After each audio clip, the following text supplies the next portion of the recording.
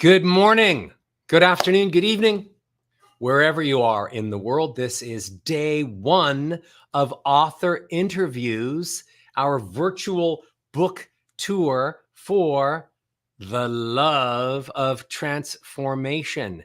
If you don't have it yet, I very much recommend you get it today. You enjoy it, experience it, and let it transform the parts of you and your life that still need a little bit of help. And buy it today so that you can get all of the bonuses that are happening only today and tomorrow. So, official introductions. I'm Roger Love, voice coach, best-selling author, father, husband, and today, host. So, let's jump in. I wrote the first chapter, so let's talk about that. It's called The Sounds of Transformation. So I'm a voice coach. Some of you know that. I teach singers like John Mayer and Selena Gomez, as well as personalities like Bradley Cooper. I did the movie A Star is Born, Keira Knightley, Joaquin Phoenix. We have a big film coming out, Joker 2, Reese Witherspoon. Every day, I get the opportunity to change people's voices and their lives. But it turns out that most people in the world are not thinking about changing their voices. In general, people think that they were born with the voice that they have. It also turns out that most people, they don't even like the sound of their own voice when they hear it played back. Maybe that's you. So it's my job to help people understand that they weren't born with a voice. They were born with an instrument that they need to learn how to play. And when they learn how to play it, voice becomes the most powerful communication tool that any of us will ever possess. And it does change lives. You see, I know that a great life is all about communication. One sound at a time, one conversation at a time, one relationship at a time, and stringing those relationships together to create the life that you want, business-wise and personally. I know that when you find your voice, you have the ability to showcase the best of yourself, to move people emotionally, and to influence the outcome of every conversation you have. Can you even imagine that? Every conversation you go into, if you have an idea of how you want it to turn out, if you're going to ask somebody to run away with you and you'd really like them to say yes at the end, can you imagine having a voice that actually influences the outcome? It's very powerful and very transformative. Interestingly enough, fear of speaking in public is still the number one fear in America. Crazy, right? Jerry Seinfeld talks about that if you are asked to speak give the eulogy for a funeral and your best friend is in the coffin, that because of your fear of public speaking, you'd rather be in the coffin than the one giving the eulogy. And in my chapter titled The Sounds of Transformation, I talk about the sounds that you're making right now, the sounds that are coming out of your mouth right now, and which ones you might want to change. Okay? So, for example, let's jump into the content that's in the chapter, some of it. Let's talk about melody. A piano has lots of great melody. It goes up and down and up and down. Songs you listen to have a lot of melody. The notes go up, the notes go down, all over the place. But most people, when they speak, it's like they're a piano, a broken one with one note. This is my note. I'm going to stay on this note. This is me. I'm so exciting. I'm so happy to be here. This is called monotone. And I just stay on that one note. Now, sometimes I might get really excited and say, oh, I go to another note. And then, oh, right back to the same note. And you laughing, thinking, Roger, nobody talks like that. This. And I'm laughing, ha ha, saying, almost everybody talks too much like that. And this monotone sound that you sometimes do and you hear other people do, it's so boring when you're monotone, when you make that sound. The transformation you need is away from that, because monotone is perceived as being totally boring. I'm so exciting. Please run away with me. We'll have water. Tomorrow we'll have water. When they hear you stay on the same note, they think they know what you're going to sound like next. When the listener thinks they know what you're going to sound like next, they stop paying attention to you because they think they know what you're going to say next. So a monotone voice is boring, same emotion, unsurprising, a horrible way to speak, and a horrible way to showcase you. What you need is more melody. What does that mean, Roger? Well, there's 3 types of melody. One melody is you going from low to high. It's my birthday. What an amazing day. Today's book launch, going from a low note to a high note. When you use ascending scales, you sound happy. Ascending scales are amazing. You should use more of those. Unfortunately, most of you use descending scales. It's book launch day. Isn't that exciting? My name is Roger Love. Oh gosh, I'm really thrilled. You say, Roger, I don't do that, all that descending scale. And I said, yes, you do. You do it every time you get to a comma and a period. My name is Roger Love. When I get to a comma, somehow I was taught in school to go down. I was taught when I get to a period to go down. Down in melody, down in volume. How does that sound? It makes you sound sad. It makes you sound boring. People don't really like to talk to other people that are sad and boring because it makes them sad and they get bored. Newsflash. Stop using so many descending scales. When you get to a comma, stay on the same note or go up. But transform the sound of monotone into the sound of more melody, especially ascending scales. Okay, next thing. Let's talk about volume. Here's another transformative sound. So many people are literally afraid of being louder because they think if they get louder, people are going to think that they're angry. So people have connected anger with the sounds of volume. And yes, more volume is one of the sounds that make you sound angry, or more specifically, hot angry. But it's not the only sound. So if you could be loud and you could add more melody, like I just spoke about. If you were loud and you added more melody, you'd never sound angry. I hate broccoli. I hate spinach. I hate Tuesdays. No, you don't. To sound angry, you have to have monotone, where you just stay on one note, no melody. You have to have volume, yes, but you also have to speed up the pace. I'm so angry I'm talking this fast because I've been holding it inside of me forever. This book wanted to come out of me forever, and I'm angry that it took me this long to write it with all of you. So if you have pace really fast and monotone, one note, and volume, of course, you're going to sound angry. But if you just have one of them, or are loud, but you add melody, or you don't talk too fast, you'll never sound angry. So why am I so interested in volume?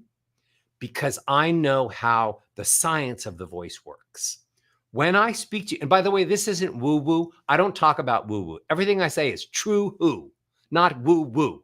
So when I speak, the sound of my voice literally rides out of my mouth on a solid stream of air. You can't see it because sound waves are invisible, but it comes out of my mouth, the words, the sounds, all riding out. And the object is to make those words vibrate your body, for the sound to vibrate your body. Haven't you ever been at a concert where a rock concert where you had amazing seats and you walked past the giant Marshall stacks of speakers? Didn't you feel not only how loud it was, but how much air was coming out of the speakers? So same thing happens. Speaking isn't just a sound thing. Speaking is a physical connection thing. I'm supposed to vibrate your bodies when you hear me speak. when we're together. But most people don't use enough volume to create enough sound that it comes far enough out of their mouths and vibrates the bodies of the people that are in the room. So you need a certain amount of volume, probably more than you think, to actually physically connect with people. Here's a really interesting statistic. 90% of all of the sound that you make when you go to speak is absorbed in your body. And only 10% actually comes out of your mouth and might be heard by someone else. When you're listening to yourself, you think you're loud because of a process called bone conduction. The inside of your skull is vibrating. Your body is vibrating with your own sound. But the people out there, they can't hear any of that. They can't hear any of it. They're only hearing 10. Okay, they can hear 10% or less of that. So you can't judge your volume or any way that you sound unless you record yourself and listen back. And like I said earlier, people hate listening to themselves back because they're not making the right sounds. They're not making the right volumes. They're not making the right melodies, ascending melodies. They're doing things like fillers. How many times, if you recorded yourself talking about anything and listen back, would you say the word or like fillers, like they're ruining conversations. What I say is the So you can't sound intelligent and dumb at the same time because it confuses people. When you put fillers in your sentences like and like, people think you're not as intelligent as you are. And why would you want to showcase lack of intelligence? How is that helping you? Why would you must eliminate the fillers. Want a quick trick? When you get to a comma, close your lips and breathe into your mouth. And don't open your mouth until you have an actual word. An actual word. Anyways, these are just some of the topics I talk about in my chapter, The Sounds of Transformation. But the book is filled with some of my colleagues and friends and students who have so many interesting skill sets, doctors and lawyers and therapists and IT technology people and just teachers and unbelievable people with unbelievable experiences and knowledge. And so we've compiled all of these amazing 20 authors, including me, into the book For the Love of Transformations. And I'm so excited today for you to get to meet these authors, and we're going to talk about each of their chapters. And like I said, if you hear something, if I've already said something that sparked your interest and you're like, yeah, Roger, I have fillers, I want to get rid of that. Yeah, Roger, I speak in a monotone. Or yeah, Roger, I hate the sound of my own voice. That's enough of a reason right now to buy the book. But when you meet the rest of my friends, the co-authors, you're going to find a lot to attach your wants, needs, and next steps to. You're going to hear a lot of really interesting ideas today. So again, I want to suggest wholeheartedly that you buy the book today or tomorrow, because you get $1,000 worth of bonuses when you buy it today and tomorrow. Not alone, 1 million pieces of information that you need to transform your life, starting with your voice and then other aspects of your mindset, physiology, spirituality, physicality. So buy the book today or tomorrow. So I, again, am so happy to be here. It's Saturday. Thank you, each of you, for spending Saturday. You could be anywhere, but you've chosen to be here with us to learn about transformation and to meet the amazing guests that I have. So let's jump in. My first guest author today is Bettina Blanchard. She is a home organizer, teacher, an EFT tapping coach. I'll tell you more about that. with over 20 years of experience. She helps individuals maintain this word I love, tidy homes, by teaching effective strategies and mind body techniques to release the clutter that may be all around you. Bettina holds a master's degree in organization and management from Antioch University Graduate School, allowing her the knowledge to address home organization from both a practical and a psychological perspective. She has found a way to integrate traditional organizing methods with what she calls emotional freedom techniques, EFTs, to create a holistic system for lasting change. So please, a lovely round of applause for Bettina Blanchard. Hi, Bettina. Hey, Roger. Thank you for that introduction. You read it just like I wrote it. Amazing. No, I changed it. I changed it and it came through my mouth and my imagination. Look, I'm so happy you're first up. Your chapter is titled Tap into a Tidy Life. You talk about exploring the emotional and the practical aspects of home organization. You say that clutter is not just a lack of storage, but an emotional attachment to items that no longer serve us. You introduce us to your SOS system: sort, organize, and simplify, and you pair it with emotional freedom techniques, the EFTs. Can you tell us more about the techniques like energy tapping, and can you briefly explain what that is to our viewers today? Sure. So I was doing it when you were introducing me because I'm excited to be here and I'm a little nervous. So when we tap on these are endpoint meridians, endpoint acupuncture meridians. Okay. And when I do this right now, it's sending a calming signal back to my brain here. So I can be excited and I can also sort of take a little of the charge off, just a little. So that's why you saw me tapping. And how I introduce that with organizing strategies is, as you were saying, and as said in my chapter, clutter it's not the stuff we use and love. It's things we don't use and love, but we can't let go of. You can never have too many of these. I paid good money for that. It was a gift.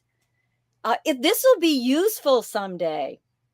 We all think those things. We all say those things, and because we grew up hearing them, and in some aspects we believe it, and it might be true. We might need it someday. It could be useful someday. It was a gift. So those things, they ring true for us, and they keep us holding on to things that we don't use or love. We just can't let go of.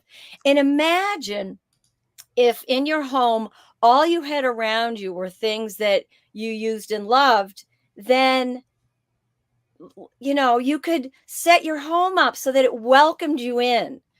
So I love it. I get it. It totally makes sense to me. In the chapter, you mentioned that clutter is an issue of the heart rather than of the head. Can you explain what you mean by that, and how that heart head thing impacts our ability to maintain the tidy home?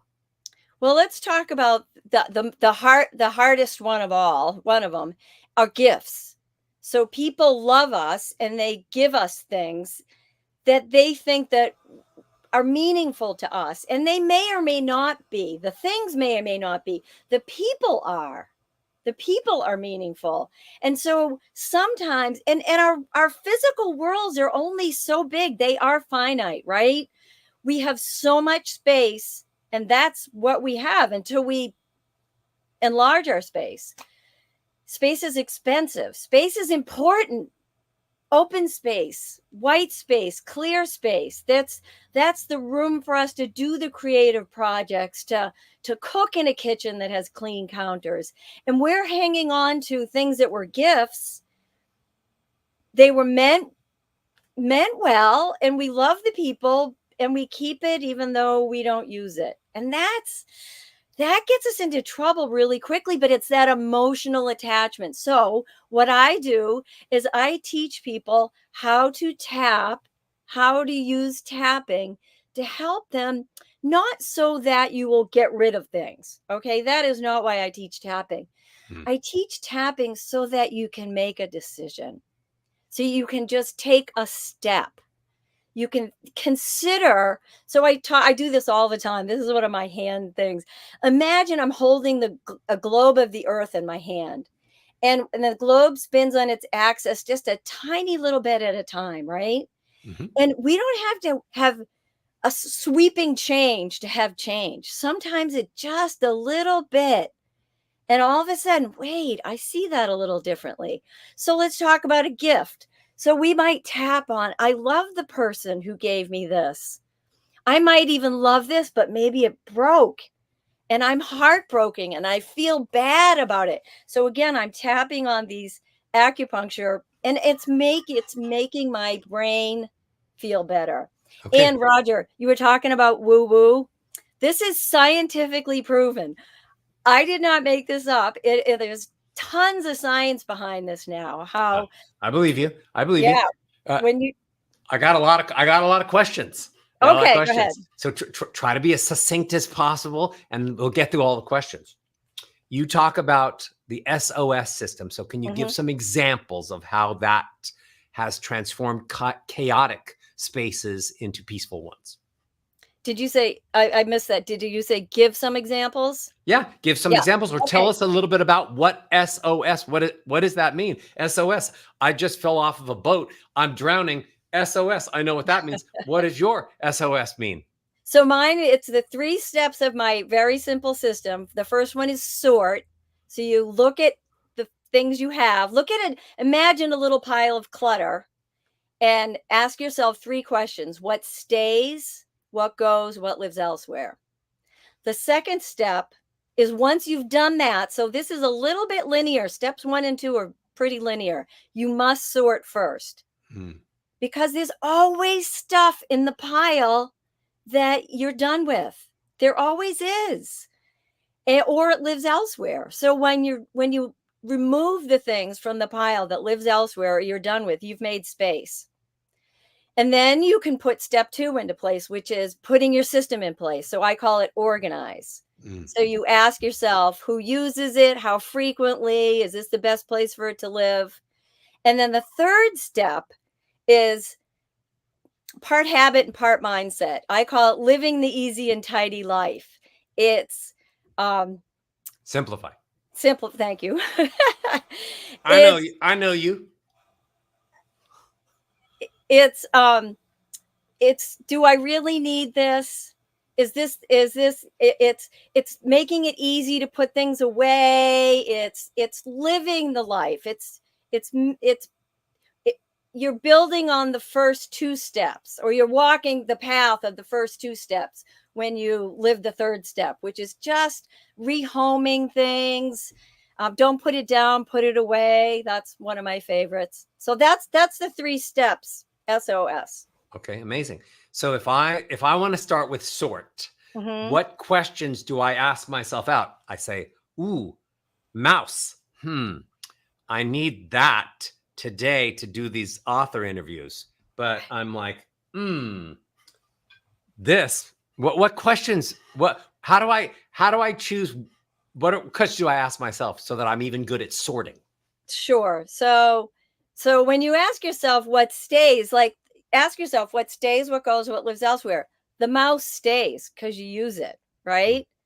But what about shirts? What about shirts I have in my closet that I haven't worn in a while, but I still think they're cool?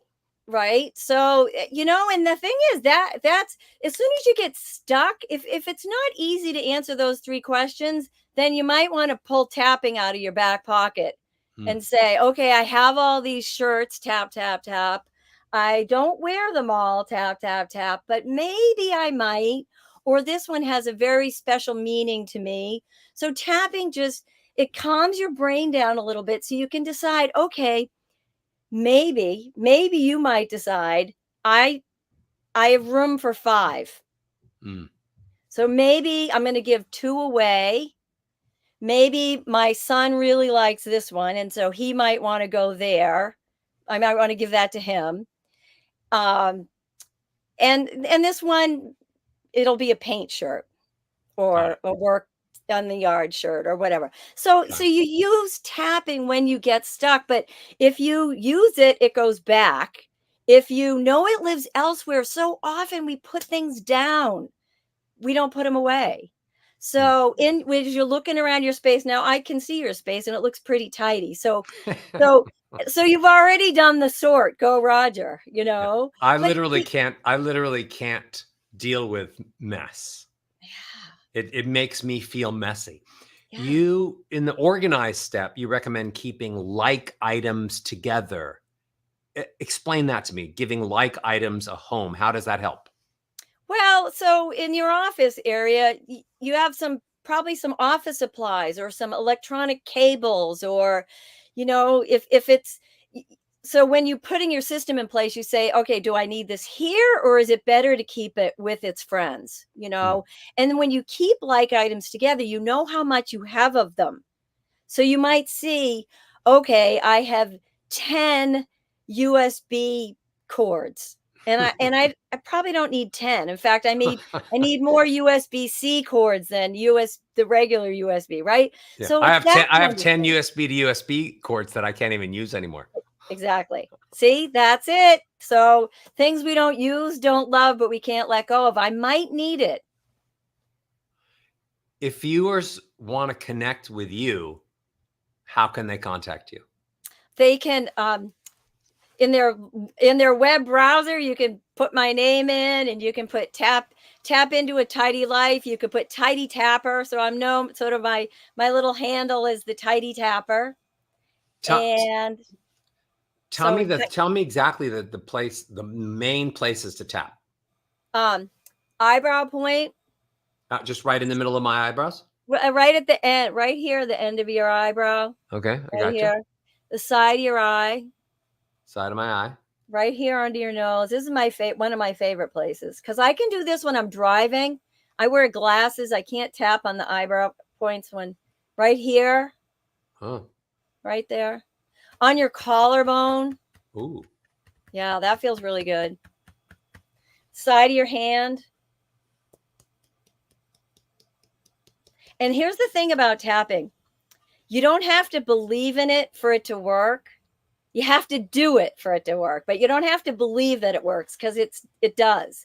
And what I found is the more I do it, the more it works, because we're training our brains. We're like, oh, right, I start to feel better when I do this.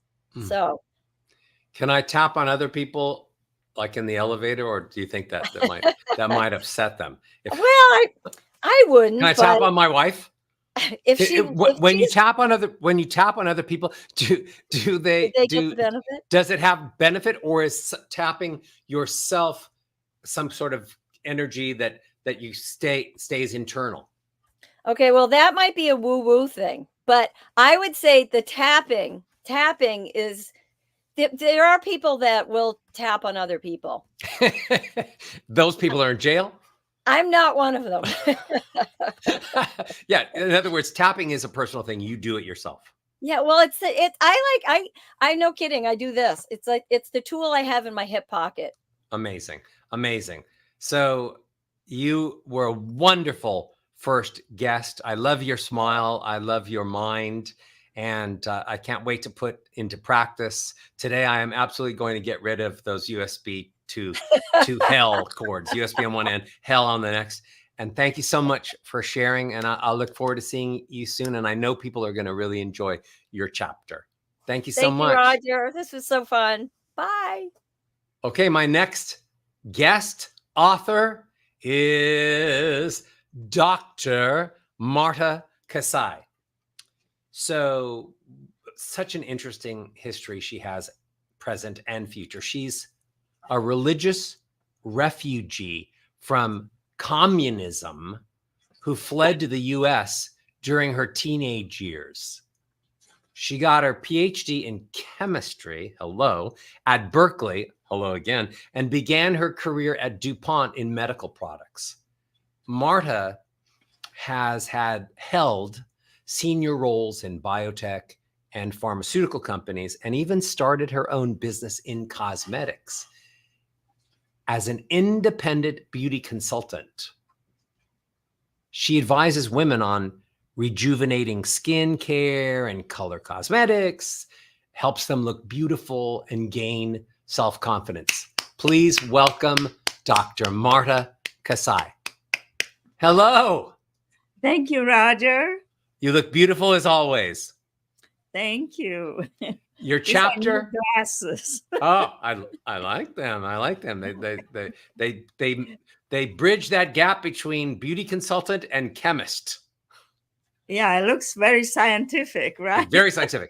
Your chapter is called Beauty and the Beast. And today I'm the beast, you're the beauty. In it, you explore deeper meanings of fairy tales, and you focus on the transformative power of beauty and love. Not Roger Love, but love in general. You illustrate how inner virtues like kindness, humility, compassion triumph over vices like envy, pride, and hatred. You emphasize that true beauty reflects inner goodness and divine presence, and you inspire others to be virtuous. You encourage readers to maintain their outward appearance as a reflection of their inner beauty to create harmony and inspire goodness in others. So you mentioned that fairy tales often carry deeper meanings and moral lessons. How do you think the tale of Beauty and the Beast exemplifies the transformative power of true love? Wow. Great question, Roger. It's got a lot of good words in it. Yes. Well, obviously, beauty inspires others, and it connects you with the divine. And divine is different for different people, but it basically brings you into a different space where there is goodness and love and beauty. So it's difficult to define what beauty is, but if you think of it as it inspires me to do good. That makes it better. Tell me about Beauty and the Beast, though. Okay, so you've got Belle. There goes the baker with his tray, and you've got the Beast. I should have shaved everywhere on my body. So what's behind that story with regard to the Beast and who he truly is, and beauty, and that? Why that story? Why that title? Well, because beauty has a transforming power, and also love, especially, has a transforming power. So Belle represents both. Beauty attracts people, and they want to get to know you a little better, and they discover that they are loved.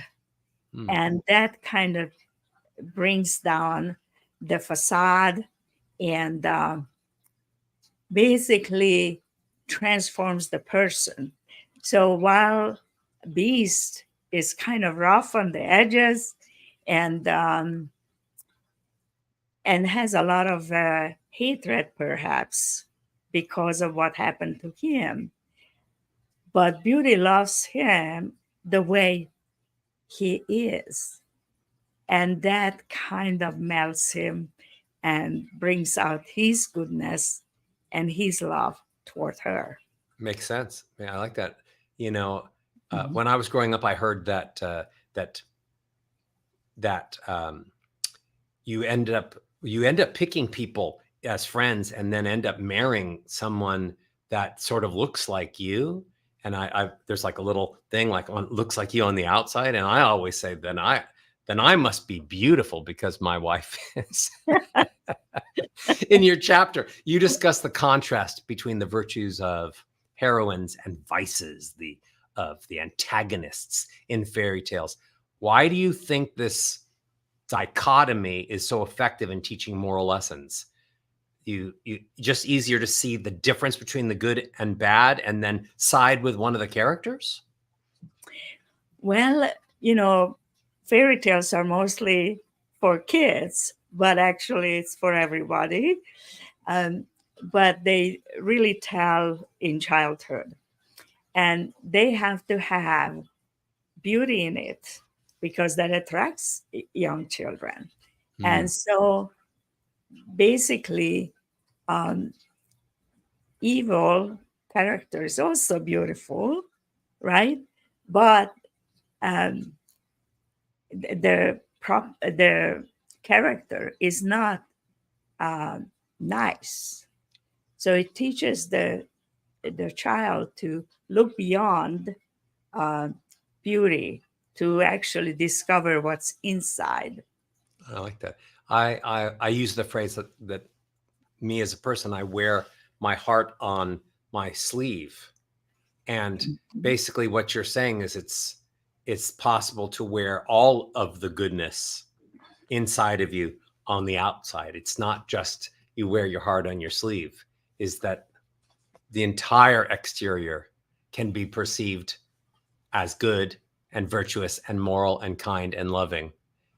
You just have to get better at showcasing the inside outside. You highlight the importance of inner beauty and its reflection in outward appearance. How do you believe maintaining one's appearance, the outside, can inspire them and others to be more virtuous and kind? Okay, I'm sure you had occasions when you saw somebody really beautiful. Right now? And thank you. And you approached that person because you wanted to get to know her. Or And him? then, or him, yes. And then you discover that there is not much beyond that, right? So the outside attracts. But when you discover that the inside is also beautiful, that makes that person's beauty even more radiant. I like that. I married my friend. I married my best friend because I liked her on the inside. The fact that she was beautiful on the outside was a nice bonus for me, but I fell in love with her on the inside. Teaching kids that lesson early seems like a great idea. You talk about beauty as a reflection of the divine. Can you elaborate on how beauty can deepen our spiritual journey and connection to that divine, whatever the divine is? Yes. Well, nature is beautiful, right?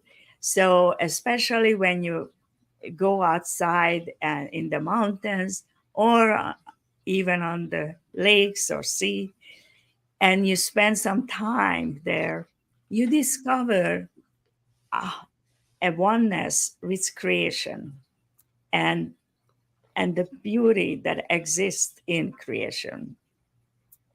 So, for instance, when I went to the Caribbeans and we went bareboat charting and we had no connection, we didn't have radio, we didn't go shopping, we just spent time swimming and talking to each other. And all of a sudden, after a week of doing that, I had this oneness, beautiful oneness with creation, because it is beautiful. And I don't know if that answered your question, but Well, that answered my question. If we're all the more like nature we can be, the more beautiful we can be. Give us some practical tips on how people can achieve this balance between inner and outer beauty. How do we make a balance? well, it is really a decision that you make every day. So I personally start the day by offering it to God, and that um, kind of makes me relaxed for the rest of the day because He is in charge, right? So, right. And and then the other thing is, it is really a commitment to others to um, do good, to love them, and so be charitable toward them. And that is actually a decision you have to do almost every day to, I remind myself I love to that. reach out. I love that. You know, people don't realize how the and how the how we're playing different roles in life. I play the role of a voice coach. I play the role of a husband. I play the role of a father. All parts of me, parts of my life, and how I change my voice or change the way I look. For example, when I do speaking gigs or I'm on stage doing a speaking gig, I always wear a sport coat because that's part of my outfit. And I put the right clothes on to play the character of adult who is going to be a public speaker today. And this balance of making yourself beautiful and creating an outside of you that makes you feel confident. When you feel that you are physically, externally confident, for example, happy with the way you look, confident that the beauty is tied to the important things like morality and ethics and empathy. And then when you go out feeling beautiful inside and outside, and people react positively to you, it is a big confidence boost. So if I wear my favorite sport coat and I go out and someone says, Roger, I love your coat, then most people are thinking, oh, it was in the back of my closet. Is it wool? Is it cotton? Is it polyester? Ugh, I got it at Costco. Nothing against Costco. And instead of saying you look beautiful today, that's a beautiful coat. Or like I said, you look beautiful today, and accepting that and taking it in and using that to say to yourself, I'm beautiful today. That person thinks I'm beautiful today. Validate their perception of you and take it as positive. A couple of people tell me I look good today. I'm thinking I am the most handsome person named Roger. So this whole blend between inner and outer confidence, inner and outer beauty, and connecting beauty to the positive things in life, the divine, morality, ethics, empathy, and teaching the goodness of inner and outer beauty, the combination to young people through fairy tales. I love it. I love it. Teach your children well. Teach them that beauty is equally inside and outside, if not more inside, and the inside creates the outside. Thank you so much for being an author. Thank you so much for being a wonderful person, a good person. How do people get in touch with you if they want to contact you? I do have a excuse me. I do have a website. It's beauty by drmk.com. Beauty by DRMK. Yeah, that's like Dr. Yep, I know what it is. Okay. DRMK, beauty by drmk.com. Yes, and you can leave an note there for me, and then I will get it by email. Or you can even sign up for a free consultation. Amazing. Amazing. I'm ready. Thank you so much for being here today. And thank you for being a great contributor to the book. And I look forward to listening to you and seeing you soon. Big applause. Thank you. Thank you, Marta. Wonderful, wonderful. My next guest author is John Marino. Okay. John's the founder of a company called Q Simple, and he empowers aspiring entrepreneurs to jumpstart their dreams. So I know that John is a very skilled copywriter, an AI automation expert, and a digital marketer. His amazing personal journey from civil engineer to successful entrepreneur showcases his versatile expertise and his relentless drive. The guy works harder than anybody I know. John transformed his side hustle into a 6-figure business.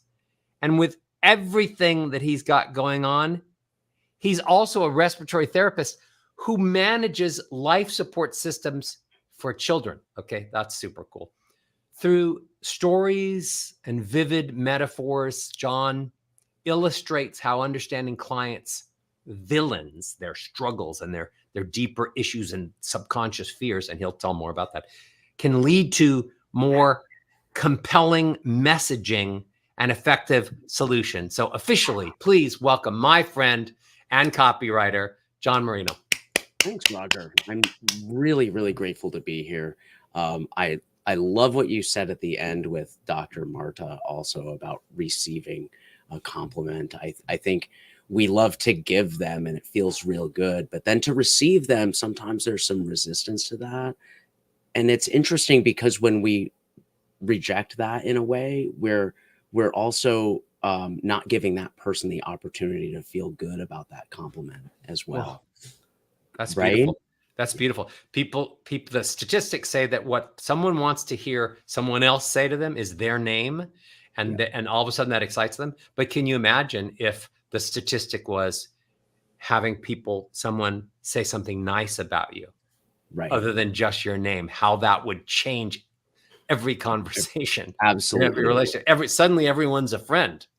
Right. Suddenly everyone's not an enemy; it's a friend. The name of your chapter is The Villains of Transformation.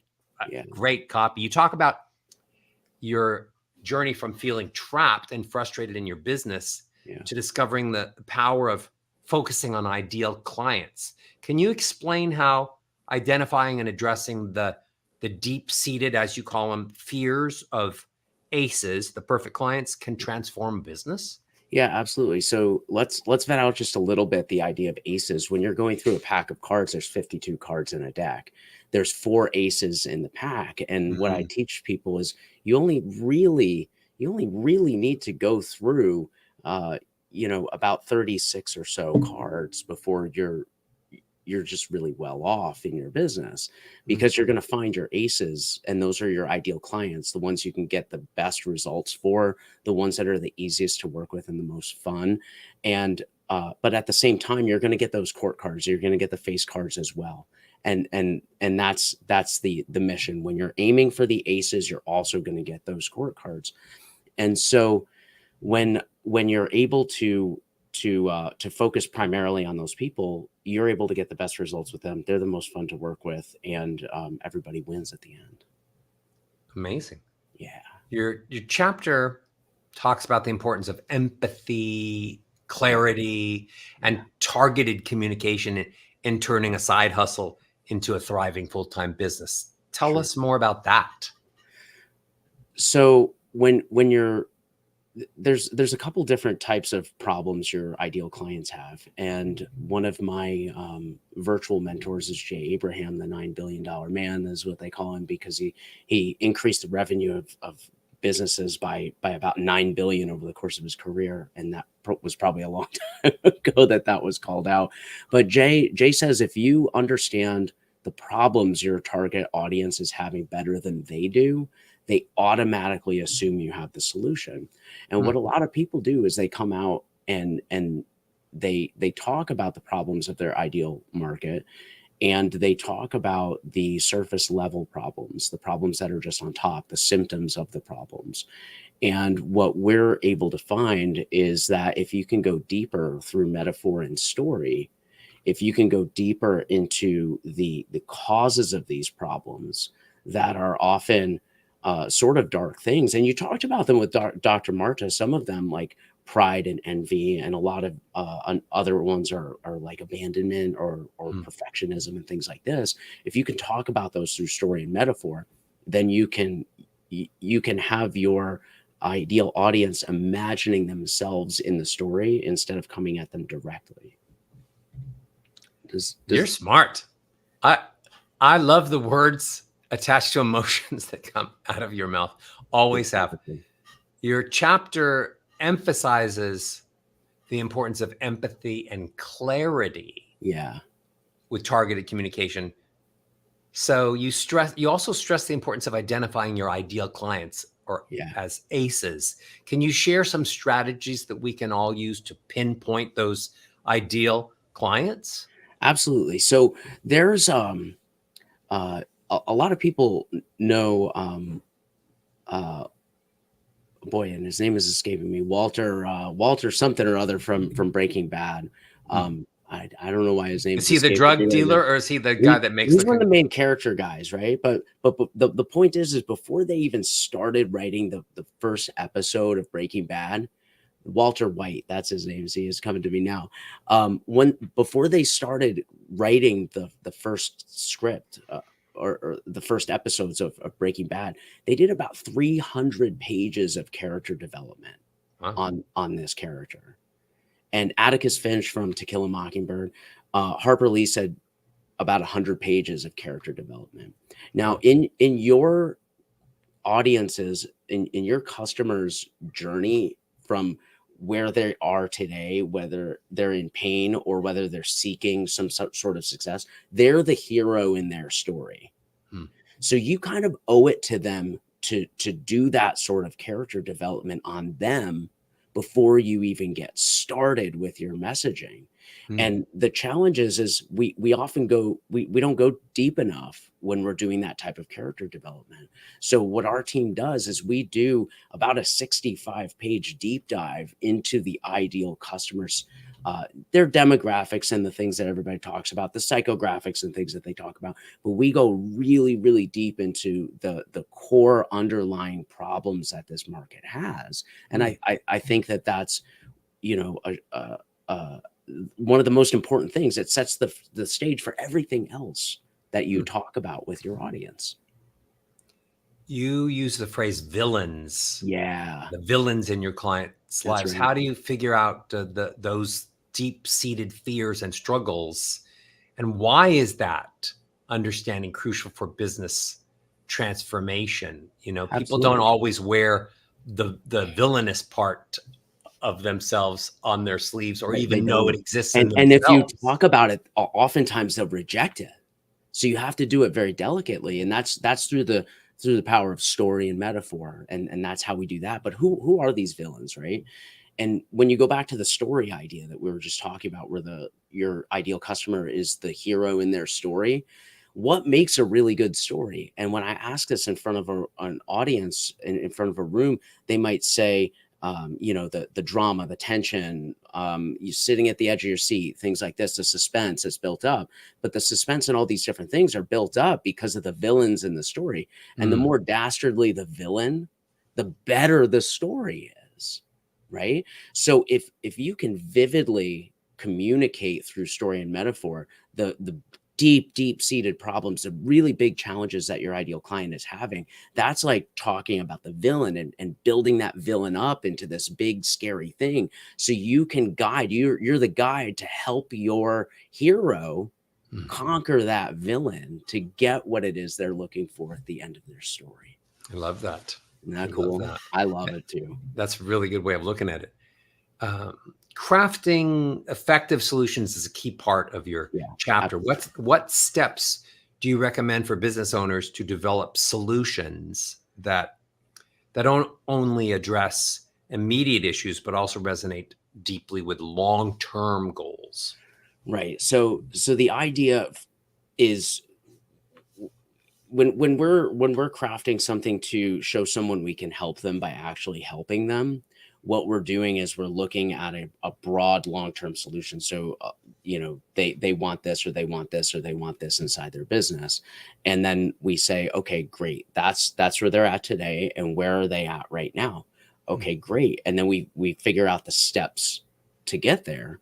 And then we offer a solution, often for free, that someone can take to move them closer to their goal of where they want to go. So if you're looking for ideal clients, for example, where do you start? If you're looking to better connect with your audience, where do you start? If you're looking to have more credibility in your marketplace, if you're looking to build your brand, where do you start with that? We always start with asking these questions. We start by asking, when we do a deep dive with our client, we answer about 50 questions in the light version of our ideal customer persona that go deeper than most people's customer personas do, just on the light version of what we do. And so we just start answering different questions to establish who they are, and then we bring our solution to the person that already has the problem, if that makes sense. It does. So is that what you mean by sort of mapping out your client's journey? Absolutely. And how do you, and then you imagine the milestones? How does that work? It really just depends. So if somebody wants to build what we call a pinnacle page, this is a forward-facing page on their website, and it's designed to either get a conversion into an appointment or something like this, or to lead them into other parts of their offers and what they do. If we're looking to do that, okay, that's the end result. Well, what do we need to do to start? Well, we need to know who we're talking to. So that's step one. And then step two is we need to identify the biggest villains that are getting in their way and wreaking havoc on their life, that are preventing them from getting the thing that they want. And then and then we go and we write the copy. So those are basically the steps. Then we do the graphic design, and then we do some other steps. So those are the steps to having a fantastic message to put out to the world, basically. So we start at step one, which is who. And that's what that's part of what those questions are, is identifying exactly who we're talking to. You're a great storyteller. I don't think people realize the non-limitations of storytelling. You think of storytelling as, oh, that person's an author, which you are, and they're telling the story of that book, or you're reading a book and that's the story, or you hear a parable and that's the story. But I really believe that all communication, every bit of communication is a story. When I talk to you and tell you what I'm having for breakfast, what I had for breakfast, that's the story of my breakfast. And it should have villains, and it should have challenges, and it should, I'm overcoming my shortening supply of cashew milk. It should have surprises. Oh my God, I found one more carton of cashew milk in the refrigerator I never look at, because it's not the main refrigerator. So it's all about crafting your story and telling your story. And if people understood that every conversation was a story, oh yeah, every bit that they talk, every time they're talking about their business, it's 100%. a story. They're the main character. People are so good at making themselves minor characters. If they could find a way of building the main character, who they are, identifying the villains, so we're totally on the same page. I love what you're doing. What methods do you use to, oh my gosh, we're almost out of time. Tell us how people can get in contact with you. Absolutely. So what we've done is we've taken the questions that we answer for the light version of our persona, and we've made them available to anybody who is looking to better connect with their audience, and all the different things that I mentioned before. So using some of the skills that I learned from you, Roger, I'm going to use tempo and melody changes and things like that to describe. The name of my website is called Q Simple, and that's QUEUESIMPLE.com/questions. And you can download those questions and get started on your own right now. John, I adore you.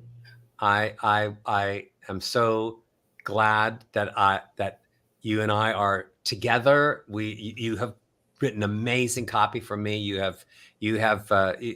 a friend, and I really appreciate you. And I know that people will love your chapter and learn so much when they read it. So thank you so much. Thank you for being so much here today to share a little of you with them. Thank you. Thank you. I appreciate you. And I look forward to hearing from the rest of our co-authors. Wonderful. Okay, amazing. Our next guest author is Manette Antil, and she is a seasoned, just the right amount of pepper and salt and spice and chili pepper. She is also a speech and presence coach who has honed her communication skills in courtrooms, Fortune 50 boardrooms, as a media spokesperson. She empowers entrepreneurs to become transformational speakers, something we all should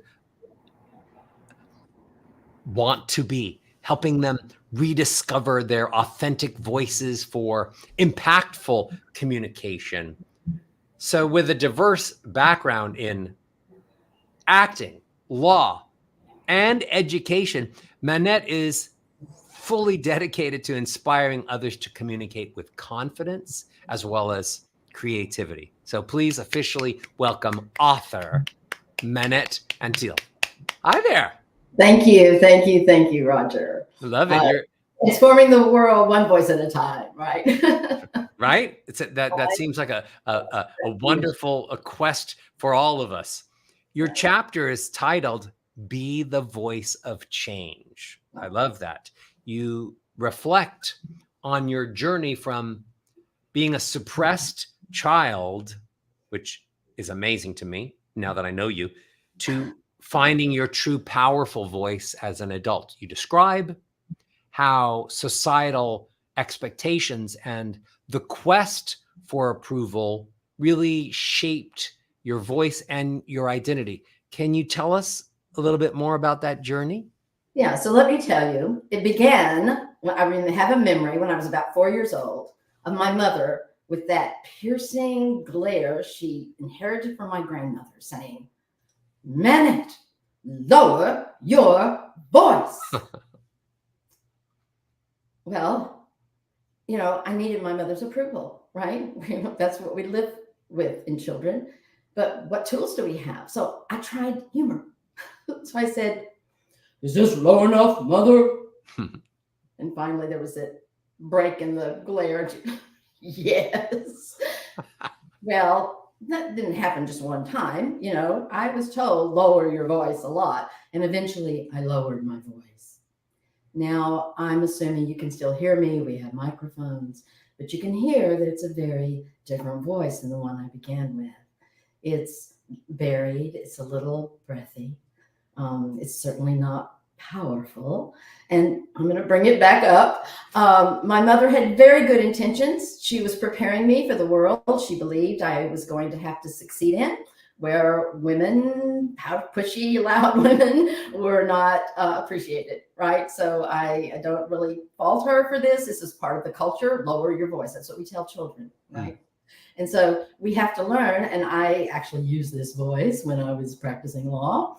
But when I went back to my young love of theater and creative expression, I went into voice class in drama school. And they said, you're doing great work, but we're losing the end of your sentences, right? Because it was down here and there was no breath, Of course. And I had to learn to bring my voice up here to have a little, what you call, edge, so that I could be heard, right? But what happens, our voices are our identities. And the other thing that happens, you have to get used to that. When I brought my voice up, for a while I was like, ugh, I'm too loud. I'm too big, right? And so, we all have unique, one-of-a-kind voices. There's 8.1 billion people in the world today, and not one of them shares our voice. That's why we can use it as protection, right? To get in and out of our devices and things like this. And, scientists speculate in the history of the world, no one has had our voice. It's like we have fingerprints. Do you know we have a tongue print? The whorls of our ears are different, and the size of our vocal cords. They're as big as your thumbnail. However, your thumbnail, that's how big your vocal cords are. So your voice is going to sound different. But then what we do, and so we have that voice, that same voice with which we emerged into the world, with a wah, is our voice. And it sent chills through everybody in the room when we first, used it. But then we get things like lower your voice and other kind of ways, which we learn habits that don't serve that voice, right? Amazing. I mean, we can't have, if people want Morgan Freeman's voice or James Earl Jones' voice or Meryl Streep's or whatever. Well, you can't have their voice. It's their voice. But I've heard, Morgan Freeman, I've heard him interviewed, and people ask him, where'd you get your voice? And he says he got it from his drama teacher at LA Community College and theater school. That's not where he got his voice. He learned to use his voice. He learned to develop habits that serve his voice. And we can all do that. And we can Let me jump in. I love it. Let me jump in. I have so many questions. I don't want to, I have so many things that that I want to know, and you're preaching to the chorus. Everything you said, I just learned something. I didn't know that there was a tongue print, I mean, I was trying to get the most use of my tongue print in high school, dating, but I didn't realize that I was actually that identifiable. I was just trying to be a good kisser. You've had a diverse career, from law to theater to voice coaching. How'd your background in law and advocacy influence your approach to empowering others to find their authentic voice? Well, I think several things, Roger. For one, I learned the power of the voice. I learned what a voice can accomplish in advocating, right, for others. When I was a media spokesperson for causes that were very, very dear to me, I was able to change hearts and minds by using my voice. And so I know that if people can find their unique voice and the way to specially use that voice, they can, and they do change the world. When I say be the voice of change, every communication we're in, we're influencing and we're connecting with people. But we have the power to really, with full intention, have the kinds of expressions that will actually move people, empower people, and transform the world in the ways we know are so important. Wow. Beautiful, beautiful. John, our author, John, would be very happy with the words you say, along with the sounds you attached to the words. Your words are beautiful. Your sounds are beautiful. You and I both know that everyone's voice is completely unique. So we share that. And you mentioned that. Thank you for bringing that to people's attention. So the significance of embracing one's unique voice for self-expression. What practical steps or exercises do you recommend for someone who's just beginning their journey to discover and empower their actual unique voice? Well, one of the things, and again, I'm not reaching to you have to find your breath. You have to find your breath, because your breath creates your voice. I don't want to go into a lot of the anatomy, but you come down here. Here's your larynx, right? You can move it back and forth. Right inside that Adam's apple, that larynx, lies your vocal cords, right here. And when we want to speak, our brain tells those vocal cords to close. That seems kind of odd. What happens is we take the breath in through the glottis, it's called, and then it closes. The breath wants to come out to speak. It has to push apart those vocal cords. And when it does, they push apart and they begin to vibrate. They vibrate, just like this too. They're little, but they vibrate. And that's what creates the sound waves that is the voice. The breath helps carry those sound waves up, right, through our windpipe into this oral cavity, this resonant chamber. We're like a violin or a guitar, right? We have this open place where these sound waves come, and they start bouncing against the hard surfaces inside our oral cavity, our hard palate, our teeth, our jaws. They come up and they bounce against the bones of our skull, our cheekbones, our forehead, our head. They go down the back, through our bodies, into our ribs. Our whole torso, our whole body becomes a resonating chamber for these these sound waves. They then start bouncing off hard surfaces around them. Then they bounce into the people we're talking to. We're actually touching the people we're talking to with our sound waves. They go in the whole bodies, they vibrate the bones in their ears, that they translate into sound. Even deaf people can have these vibrations. They don't translate them into sound, but you're touching the people. So, but in order to have this resonant chamber available so that all this works, this has to be open. Your ribs have to be open so they can bring in the breath, right? They have to be able to expand. Your diaphragm needs to be released down so that the lungs can fill up with air. So unless this body is open, relaxed, and released, you're not going to have the breath that fuels your voice, right?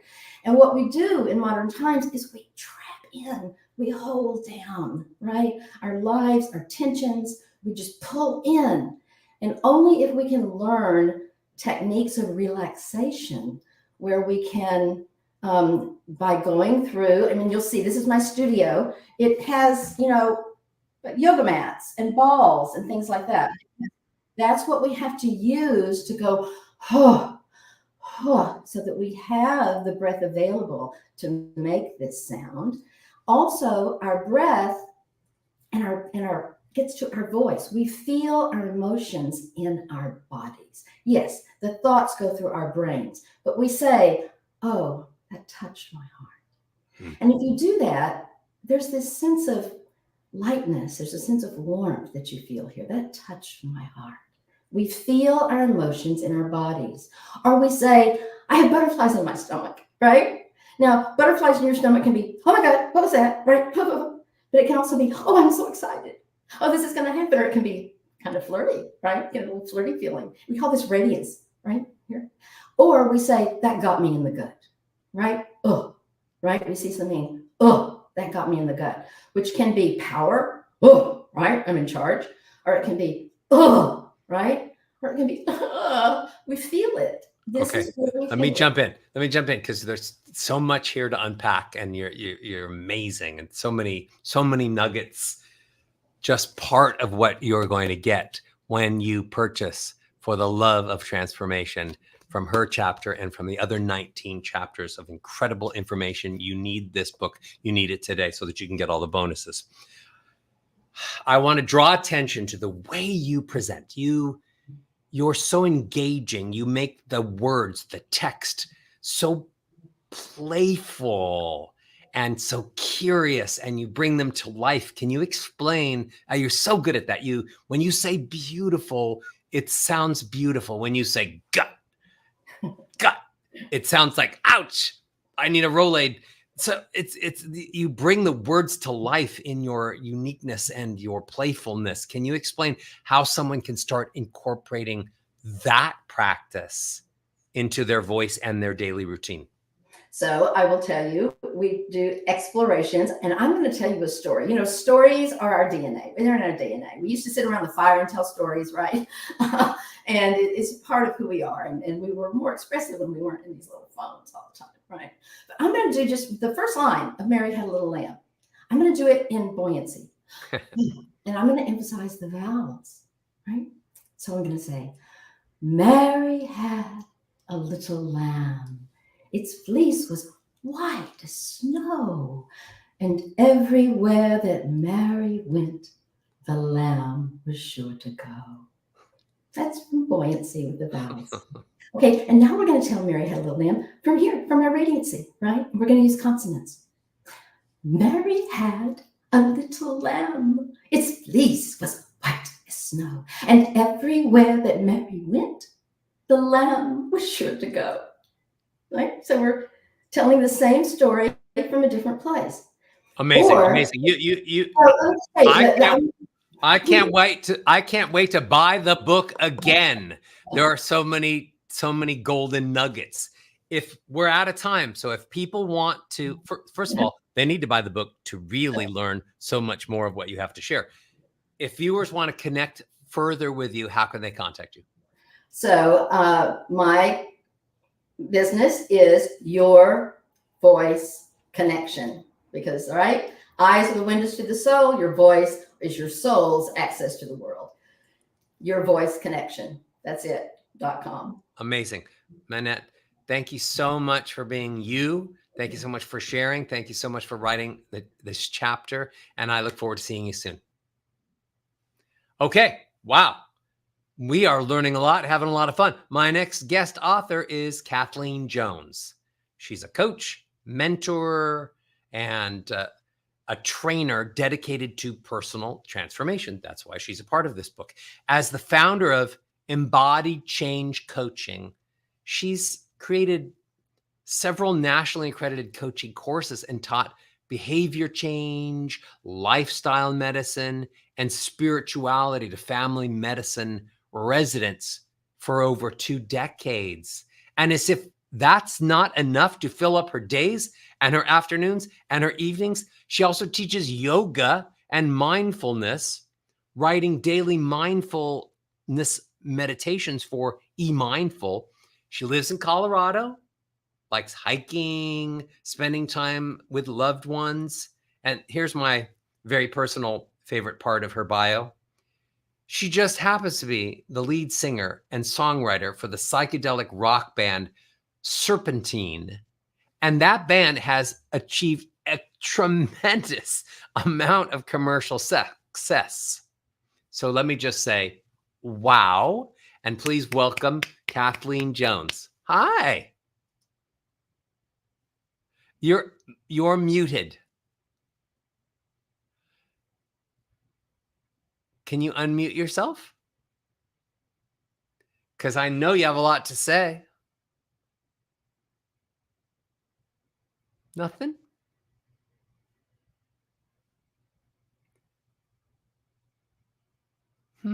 Still not.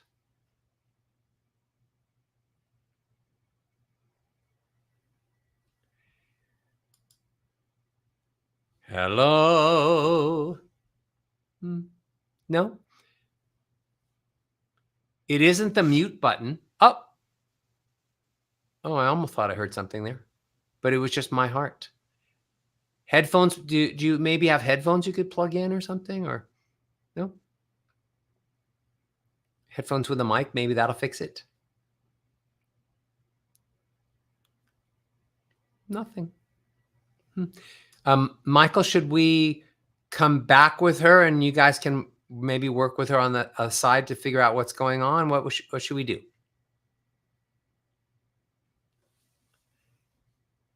I can't hear you now. It's a pandemic. Sorry, There you go. It's a silence pandemic. Yeah, she's not muted on our side. So, Kathleen, do you have like AirPods or something that maybe you could put in and connect, like Bluetooth headset or anything like that? Oh man. Well, Kayla, why don't you connect with Kathleen, and we'll see if maybe we can bump her to the end, if that's possible. I think Caroline might be ready. Caroline says she's ready. Okay, awesome. So we'll come back to you. Well, we'll IT help you, and then we'll come back to you. Okay. All right. So my next guest author is Dr. Carolyn Stamu O'Brien. She is a board-certified psychiatrist with extensive experience in schizophrenia. Please don't diagnose me today. Her research and psychopharmacology. It's a really good word. She was trained at the very prestigious Sinai Medical Center in NYC. Been there, done that, except for the training, and founded Integrative Psychiatry of New York. That's her company, which focuses on innovative approaches to mental illness. Carolyn is very active in research, particularly in psychoneurodermatology, a word that I've never said before. Psychoneurodermatology and psychosis. Please welcome author Carolyn Stamu O'Brien, MD. Hi there. Hi there. It's Roger, great to be here. I'm very excited and very nervous at the same time. First of all, thank you for inviting me. It's wonderful to be in your studio. And I would like to also express my gratitude to you, Michael Stevenson, and all collaborators on this beautiful journey. Wonderful. So sweet. So sweet. Thank you. We are so happy. All of us are so happy that you were along on this ride. The chapter you wrote, the title is A Tale of Transformation. Again, transformation is what we're all about today. In the chapter, you reflect on your life journey, which was marked by significant personal and socio-political changes. You talk about your idyllic childhood and the profound impact of your father's death and your fascination with American history and culture. You explore the transformative power of art, music, and the medical education that you haven't, and that's led you to a career in psychiatry. You talk about the importance of emotional balance, self-discovery, and the lasting influence of key individuals in your life. So, Carolyn, you mentioned the profound impact of losing your father during your childhood. How did that loss shape your professional and personal journey? Yes, before I reflect on this particular last question, I would like to start out by saying that to write about personal transformation is akin to writing fiction, something that I have never done before. It was a challenge at first, I must say. And primarily because it made me reflect upon my life and myself. It was a journey of self-discovery. The writing experience took me to a new path of letting go of old constraints that perhaps I grew up with and step carefully into the unknown. I think that it was a convoluted journey. At first, I was a little bit at a loss, I must say. But to reflect upon my childhood, because I think that started with that, I can say that I was fortunate enough to grow in a very warm family environment. And they did foster my interest in medicine since early on. I have also been exposed to various family members who practiced in the field. Of course, my father's loss was a very overpowering emotional experience, and I had to relate it somehow to not perhaps my anticipation, because it's a very bad thing to say. No one would expect such an anticipation, but the coincidence of facts made me reflect upon the impact on me. But nevertheless, I think that the closest, the most tangible thing to the American history was reading the book, The Death of a President, which was very powerful for me. I will let you take the mic, I guess. Okay. Your chapter tells of you secretly listening to these midnight broadcasts of the Voice of America with your dad, and how that played a significant role in your fascination with American culture. Can you tell us more about that and how that influenced your worldview and your aspirations? Oh, absolutely. Of course, that was a very powerful experience. It was secretly because it was not allowed. Obviously, I grew up in a communist system, which impacted my very early upbringing. And I think as a child, you don't have a full understanding of the system, but later on, you do see the red flags. So from that perspective alone, I think that my father was the key figure who really paved my life. Actually, I have become what he had instilled in me. So I think that this personal transformation is my father's legacy. So today he's having this interview with you, Roger. I can do that much for him. Oh, that's so sweet. I love talking to you and your father. You write about how historical events and political changes transformed you. So explain that and how that directly fed into your decision to follow a career in psychiatry. Sure, they are very much intertwined. Obviously, having been through a revolution made me reflect upon the cognitive dissonance of socio-political environment in which I grew up with, and realize that actually there's a different spectrum. And of course, various coincidences of events have enabled me to reach the American shore. I think the American dream is the dream of a lot of people. Unfortunately, not too many people fulfill it. And I think it has to be fulfilled the right way. You have to have it in your heart, and you have to really make that effort to embed in the American culture, to really not only overcome the language barrier, but also to learn how to express and think in English. So it's a very complex corollary of things. And I think that the last part of your question pertained to how I decided. Why that led you to psychiatry? Yes, of course, I realized early on that the psychological factors impact on human life tremendously. But also I had to work for a number of years in a complementary office of medicine where I became acquainted with various methods, which obviously at the time they were unconventional and they were in the very beginning, they coincided with the creation of the office of the complementary medicine. But I did realize that most patients were desperate to live, and in order to stay alive, you really have to be very strong mind-wise. So that's what basically made me realize the importance of psychological factors. I was very fortunate across my career to be mentored by wonderful people, wonderful professionals in the field from different areas. So in a way, they all made me a different person today. So I'm actually grateful for the impact on my life as well. Beautiful, beautiful. You say that art and music, I want to know about this, were very, very important to you during your formative years. How did they influence your understanding of human emotions and your approach to psychiatry? Wow, that's a great question. Obviously, I'm talking to the guru in music, and here I am. I don't. First of all, I have to mention that for a while I realized that I had to work on my voice. That was the journey that actually led me to you. And I have to say that through your impressive knowledge and method, you made me achieve a landmark, which I never knew existed. I can't tell you much, but music is an escape for all of us. Whether you are extremely happy or very sad, or you want to change or something to motivate you to achieve things in life, music is the thing, and it transcends language. Absolutely, I think that.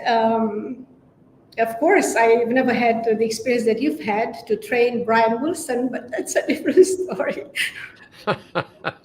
but music, you identified early that music, listening to it or singing it, changed your mental state.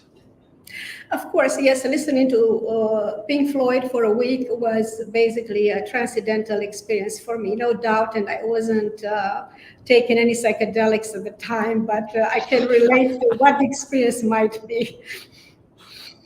Yeah.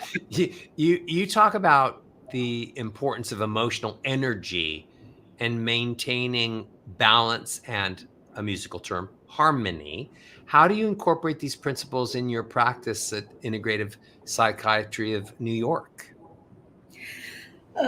Yes, first of all, I think that my passion of helping people has been there all my life. It's pretty much a landmark, perhaps by the very nature of my profession, in which the Hippocratic oath always takes precedence.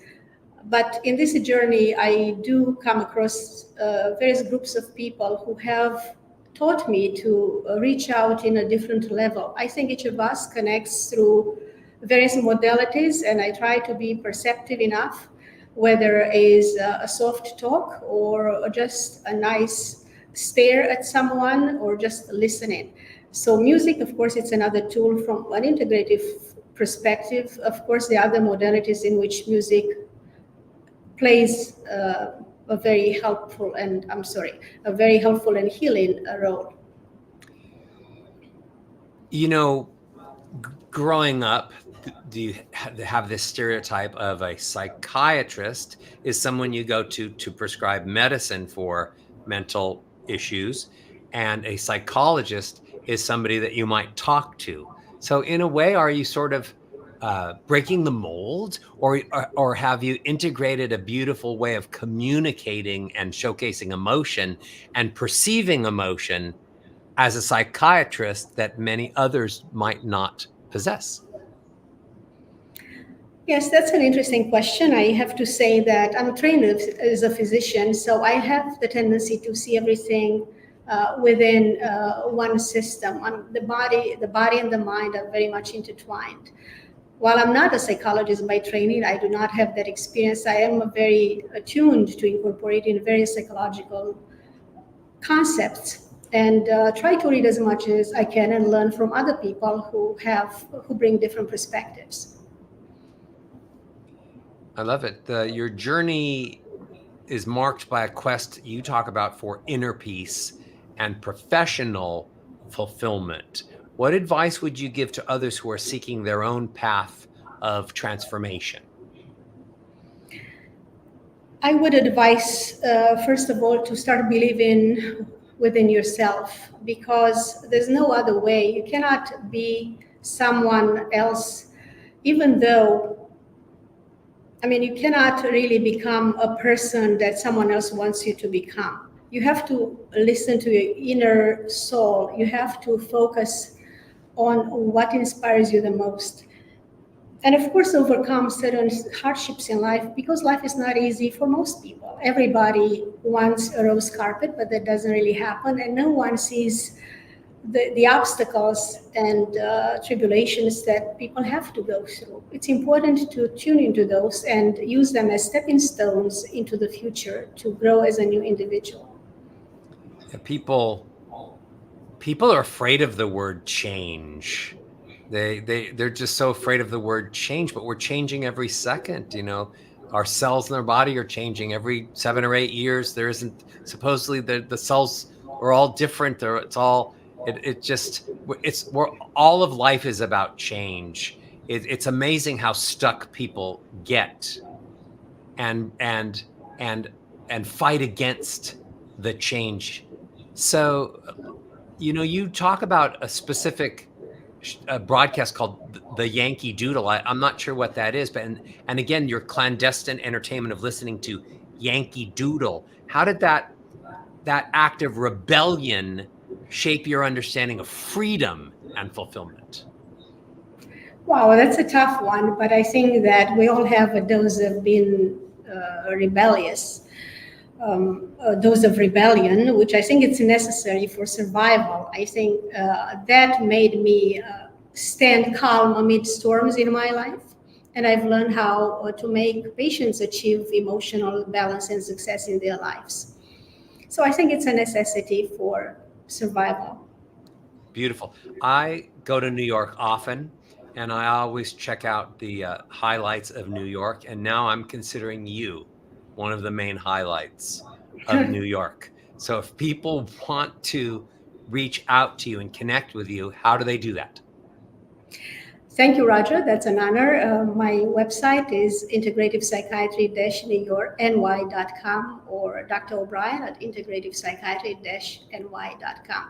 Thank you so much. It's been a privilege to be here. I really, really enjoy talking with you, and I can't wait to have more conversations. So thank you so much. You're a great guest. I love it. Okay, awesome. My next guest author today is Dominique Biscardi. He is a visionary leader and an executive coach known for his ability to build up people and businesses. He's curated teams and enterprises, and they've received accolades like Best Place to Work and Overall Leadership.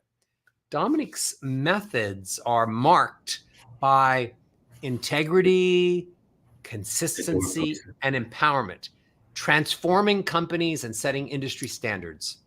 His genuine approach and strategic insights make him a sought-after coach and a thought leader. So please welcome Dominique Biscardi.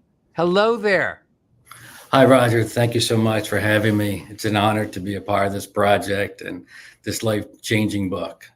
Thank you to Michael and Kayla and Abby as well for all the emails and taking us through this process. It's been very informative and very fun. Thank you so much. You have been a pleasure to work with. And by the way, the Michael and Kayla he's talking about, in case you don't know, Michael and Kayla are the publishers of our book at Authority Alliance Publishing, and they and their team were gems and jewels all the way through this process. So you saw Michael come up for a little second when we were dealing with technical issues. Okay, your chapter For the Love of Transformation is titled Flourish. Great word already. Flourish Beyond Limits. You emphasize that success is a transformative journey, not a destination. That's important. Your chapter outlines 3 keys to flourishing the power of vision. And you and I are going to talk about them, but I'm just going to list them. Power of vision, advancing thought, and advancing through adversity, and maintaining a positive attitude.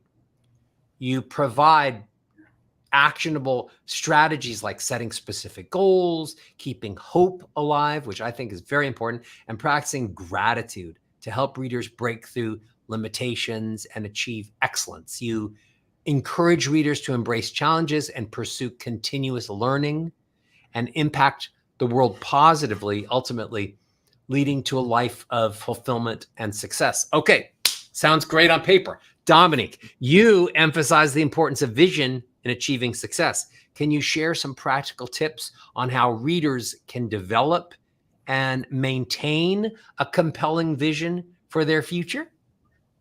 Sure. First of all, you just need to actually know what you're called to do, what you feel that your purpose and your genuine reason for being on this earth, and what you can bring to other people, and how you can help improve their lives, how you can bring value to another person. And then once you have that in place, then you can set the strategy, the roadmap, and develop your vision. And then once you know where you're going, you can plan from the end, from the beginning, and then you can start walking that journey out. I love that. Most people are not great at figuring out what their passion or purpose is. Some people go their whole lives without fully understanding. I was lucky. I found my purpose soon as the doctor slapped me, and I said, and I started singing out, "Welcome, welcome," and I knew I was going to sing. So I knew I was going to be a voice person. So how do people? Do you have any tips to finding your passion as fast as possible? Sure. And you're one of the best out there, and you're definitely one of the role models for all of us. So we appreciate that too. So you're definitely that lighthouse of hope out there for all of us. Thank you. But people need to look at themselves and what are they good at? What do people gravitate towards themselves for? How can they help other people? What are people kind of asking them to provide tips for and to help them on their journey? And what brings you the greatest satisfaction? What brings you to a point that you feel fulfilled at the end of the day? They are key points to look at that, and they're the clues of what you're called to do and what your purpose is. I love that. You discuss advancing through adversity. So let's crack that open a little bit. Can you elaborate how maintaining hope and a growth mindset can help individuals overcome significant challenges? Sure. Life is very chaotic, and we live in very challenging times right now. And the most important thing is you got to keep your mind right, got to practice gratitude, got to have a positive mindset, a positive mental attitude, PMA, as they say. And that has to be tied to hope, because hope is the anchor of the soul. And if you don't have hope, then you give up, and then you languish, and then you feel stuck, and you can't feel like you can get out of that. And you start actually leveling out or even declining, unfortunately. But if you keep hope alive, and if you keep going, say, and taking steps, action is a big key. So if you keep taking action, then you are able to flourish. And flourish is all about, it's very complementary to transformation. I feel like this is a component of transformation, because it allows you to excel and grow in the midst of the storms, because storms come and we have to be anchored to keep walking them out. If you can, no matter what your experience, sure, you're going to feel like you want to stop and pause, and that's fine. But just don't remain there. Just don't get stuck there. If it's a temporary problem or a temporary situation, remember that hope is permanent. And if you latch on to hope, it can pull you out of that circumstance, out of that situation. And there is a tomorrow. Joy does come in the morning. I love that. every morning I get up and I say to myself, today's going to be an incredible day. I'm either going to make something amazing happen or it's going to happen to me. That's But great. in the 7 to 10 seconds before that happens, I get up and I'm like, oh, I don't want to get up. I'm tired. Right. The bed is so cozy and the blanket is so cozy and I just got the pillow where I love it. And then that lasts about 10 seconds total, and then hope and positivity. So I'm Yes. about a 10-second lag in the morning. But then Mhm. that's Yeah. good. Some people are lagging all day through that and they can't get out of it in the first 10 seconds. Yeah. What are some daily practices that you recommend for cultivating and maintaining positive outlook, especially during rough times? Sure. Even when you're going to bed at night, maybe put a plan together before you go to bed and say, here's my goals for the day. This is what I want to accomplish tomorrow. This is what I want to do. I know I'm dealing with this, but I want to set my mind on this, set it on the positive, set it on overcoming, set it on triumphing in the situation instead of dwelling in the mire of the mediocrity, as they say, in a situation. I love the Mel Robbins rule of the 5-second rule in bed, because I'm notoriously late for everything. And I do my best to try to be on time. It doesn't seem to work out too well for me. But in a bed, as far as when you have that 5-second rule and that alarm goes off and you have to get up, it's time to just get action and get to it. So I feel the same when you wake up, don't want to get out of bed, don't want to go to work, don't want to do the situation sometimes, but just let that 5-10 seconds get through. And then put actions to, get your feet on the ground, put action to your faith and keep walking it out. And know that, whatever meets you in the midst of that day, you're well equipped to handle it and you can succeed through it. I love it. I've done a combo. In the first 10 seconds or 5 seconds, while I'm saying to myself, I want to stay in bed. It's so cozy. I'm tired. My feet are already walking me to the bathroom. So I didn't realize I was doing a combo effect, and that's helping me. So thank you for making that clear. You recommend creating a vision board. Some people are really big on vision boards and charting, and you believe creating a vision board helps you visualize and achieve goals. Can you describe how one might effectively go about creating a vision board? Just a real quick moment. It's just maybe getting some pictures, putting some writings down, getting your cards, getting a poster board, putting things in your phone. I love setting reminders in my phone too, of just putting things that I'm aspiring to or look to accomplish. Keep that in front of you. The most important thing with a vision board is putting the end result in front of you and keep that in front of you. Don't just let it go and this is my vision. This is what I want to accomplish in 24 and 2025. Then put it in a drawer somewhere. Keep that up somewhere in the house or the office so you see it daily. And then thank God for it and be thankful that you can accomplish it and start taking those strides to accomplish those ends. I love it. What's an example of how readers can cultivate a growth mindset? Cool. Well, reading for one, for sure. Just read materials. Connection and community are so key. So it's to really lean on your mentors, lean on your coaches, lean on the people that are in your life. They're in your inner circle that can help inspire you and encourage you and lift you up. So that's the most important. It's the team around you, whether in the office or at the house. That team is just so important. So you need to minister to them. You need to feed them, and then it's a reciprocal situation where they feed you and you grow together and you can cultivate a strong team environment and atmosphere and accomplish some great things with people. Amazing. Practicing, you talk about in the book, you talk about practicing gratitude as one of your steps for maintaining a positive attitude. Can you share some specific ways people can incorporate gratitude in their routine? Take some time each day and throughout the day. Again, maybe set some reminders on your phone and say, what am I thankful for? Because as we live in this very fast-paced society, it's so important to pause and just take a moment to yourself and just say, okay, what am I thankful for? Maybe this project slipped by, or you didn't accomplish what you were trying to do, but be thankful for what you did accomplish that day. Be thankful that you do have breath to breathe that day. And just be thankful for life in general. And that keeps you centered, and that allows you to take the next step forward. I love that. People are overlooking the importance of that breath in and that breath out. That Yes. what they've made this whole list for what they feel is necessary for happiness. But what they don't understand is when you wake up alive, you need to be happy because Absolutely.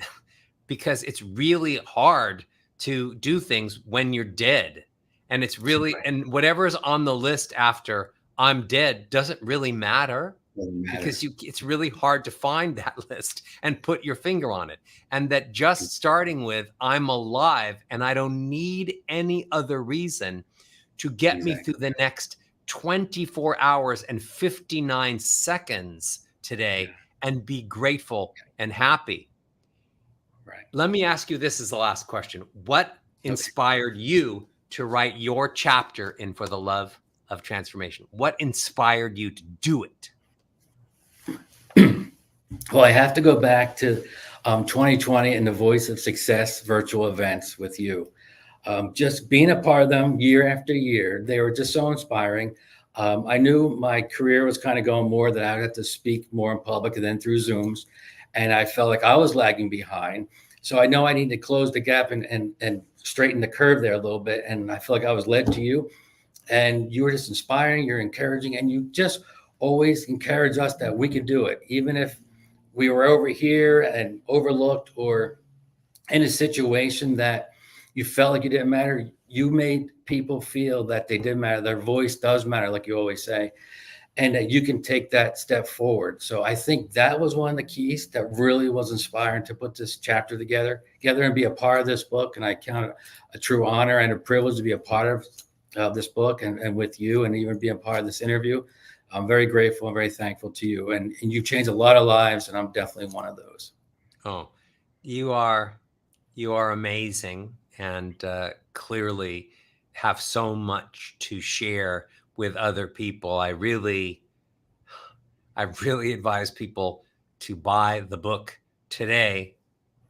Get you in their back pocket, get you in their head, so that they could start to organize a way of thinking and a way of acting that actually helps them achieve the goals that are in front of them.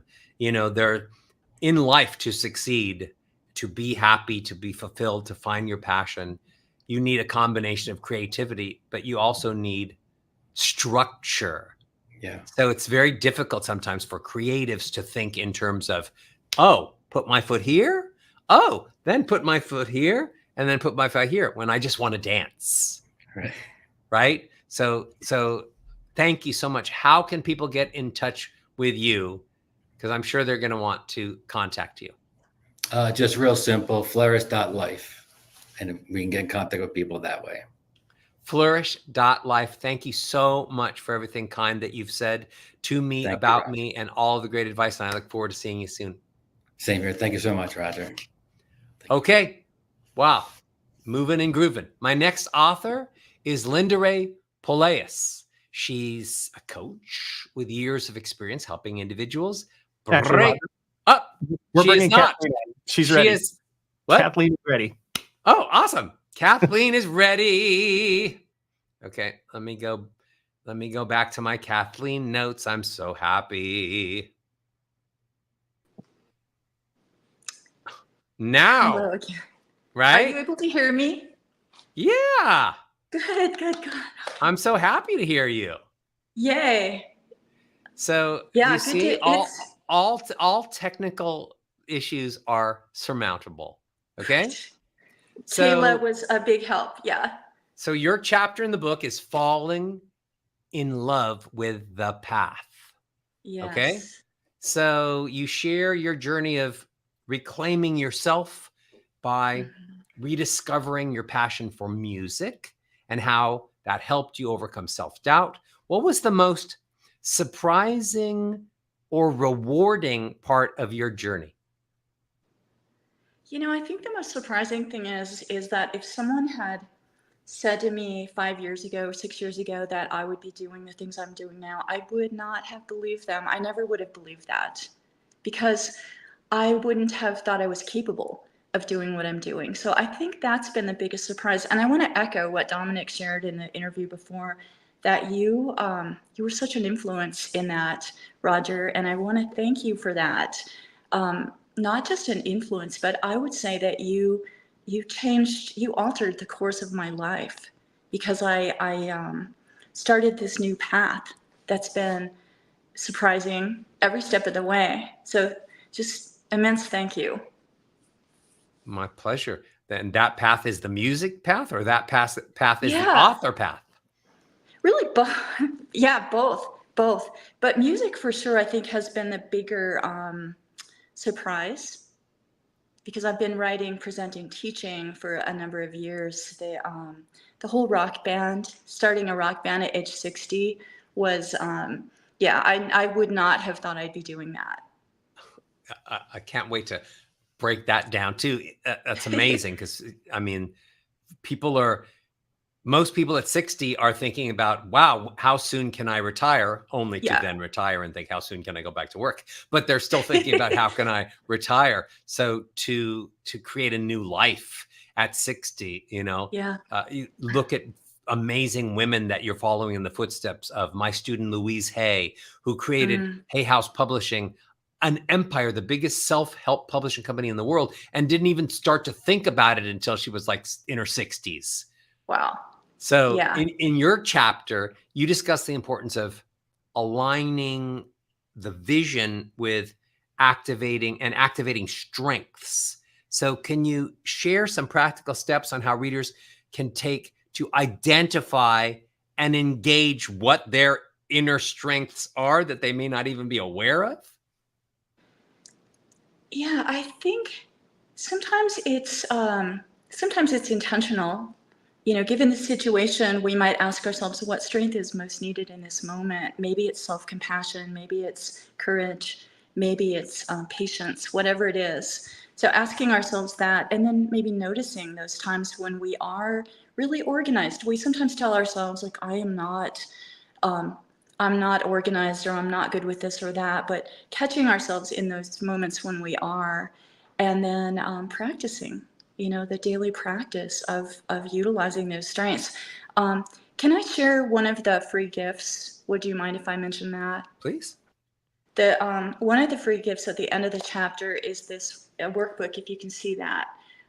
It's a path of transformation, and it is really the culmination of several years of work that I've done with coaches. I train coaches in a couple different training programs, and this workbook is it's the result of lots of different courses I've offered, one of which is activating strengths. And so this workbook walks through, starting with a vision, as you were talking about in the last interview, bringing that into day-to-day practices, identifying strengths, activating the right emotional state for what it is that you're about to do. So those are all the things that are outlined in that workbook. And it's, for those of you who have bought the book, thank you. It's one of your free gifts. I love it. You mentioned the concept of falling in love with the path, right? Like I happen to love the path from the kitchen table to the refrigerator because I love food. So how can someone cultivate joy and perseverance in their daily practice, especially when they're faced with challenges or setbacks? That is such a good question. If I could say a little bit about my own kind of experience with falling in love with the path. I teach, as I mentioned, I teach coaching, and coaching is all about transformation. So I know about the science of motivation. I know about goal setting theory. In coaching, there's this distinction between what's called transactional coaching and transformational coaching. Transactional is getting from point A to point B. Transformation is something different. And one of the things that's that intrigues me so much, and I'll get to your question in a moment. I'm so intrigued with how transformation takes place, because I'll say to you, everything I know about goal setting theory, I've never set a SMART goal to write a song, ever. It's a different realm. It's a creative, more intuitive, more magical, more it's mysterious. It's hard to know where that comes from. But I would say that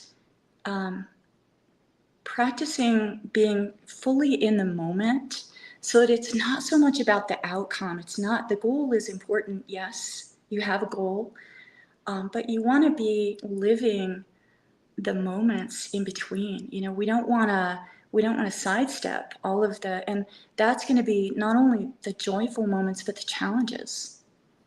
The challenges are, it's life is a steady stream of challenges. So our strengths, back to your point earlier, our strengths are what help us rise to challenges. So when you're facing a challenge, you might ask yourself, like, what strength do I need in this moment to rise above this, to get through this? I love Hope it. that answers. Yeah. That more than answers. I just don't understand why people, I mean, I do, but it's so counter beneficial. Why people don't understand that challenges are the norm and that leaps forward are the exception. Right. The challenges every day, I said earlier, I wake up, something amazing is going to happen. I'm either going to make it happen or it's going to happen to me. Yeah. I could have just as easily said the same thing is, I'm going to face so many challenges, constant challenges at every moment today. I'm going to face challenges every moment. And I am going to deal with those challenges and expect them. And if I didn't expect them, I'm going to expect the unexpected when they happen.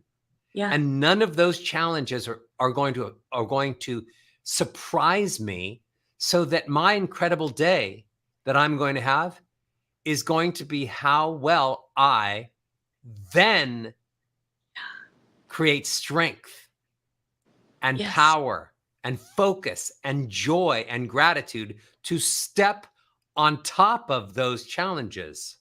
Yeah. Because I expect that every single thing, every time you got on the microphone and you were like, oh, don't have any sound. I expect that happens I expect that could happen every time. Do you know that the human voice, the vocal cords open and close, as Minette explained, hundreds, if not thousands of times a second, how high you are or how low. So if you're high up and the vocal cords are opening and closing 2,000 times a second, something can go wrong with your voice. Well, amplify. That's just the voice.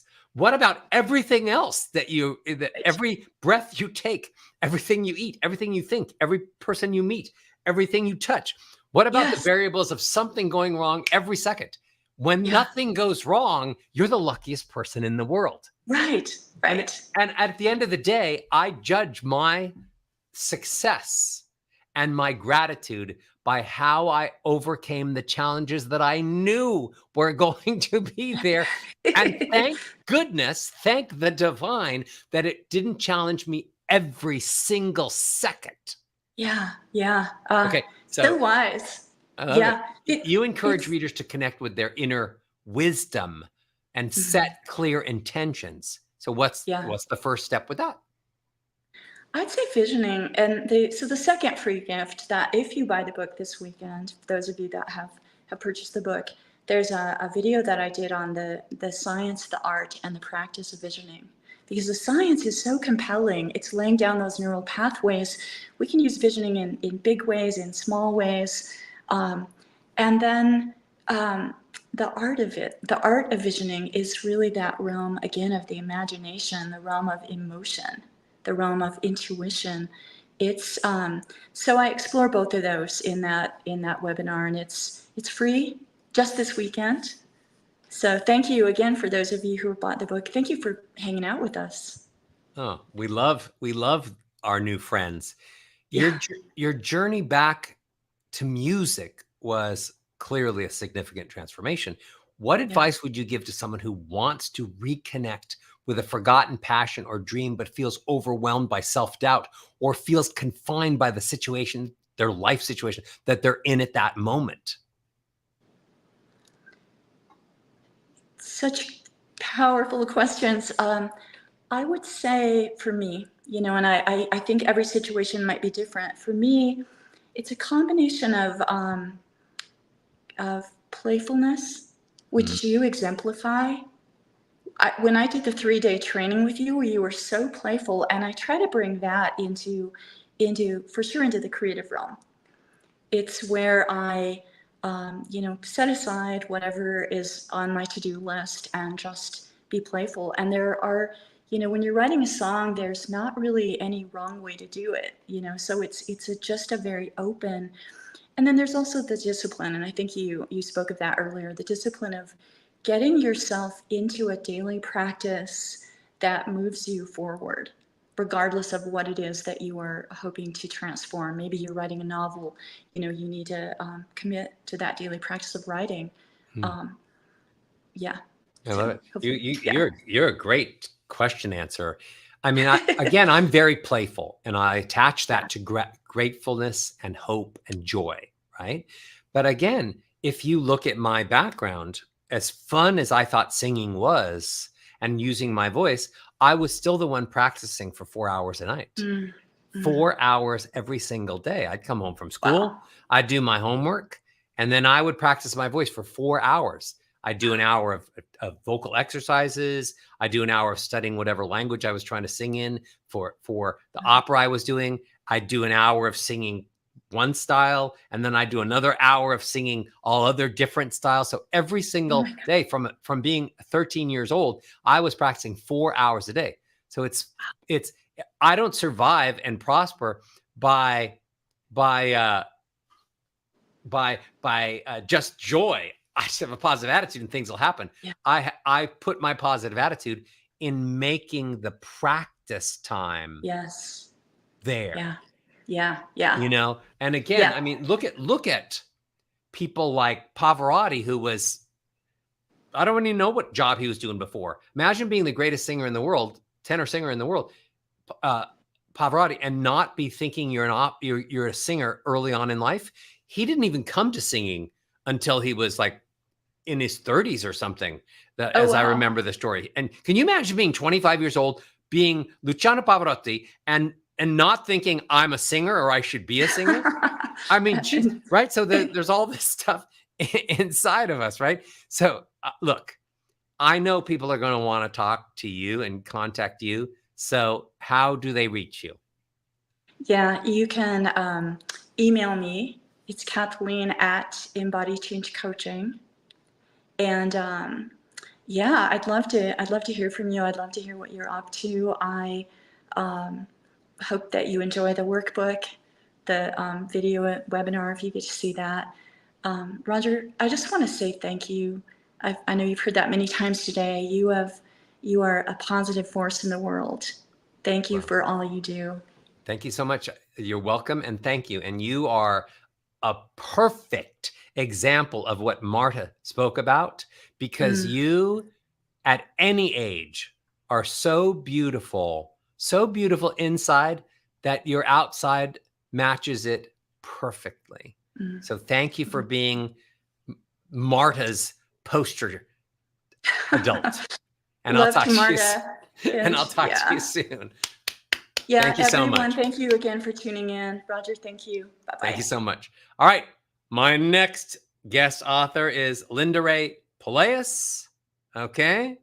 As I had started to mention, she's a coach with years of experience helping individuals break free from limitations and step into the life they desire. She happens to be a certified life coach through the Ford Institute and Levin Life Coach Academy. Very official.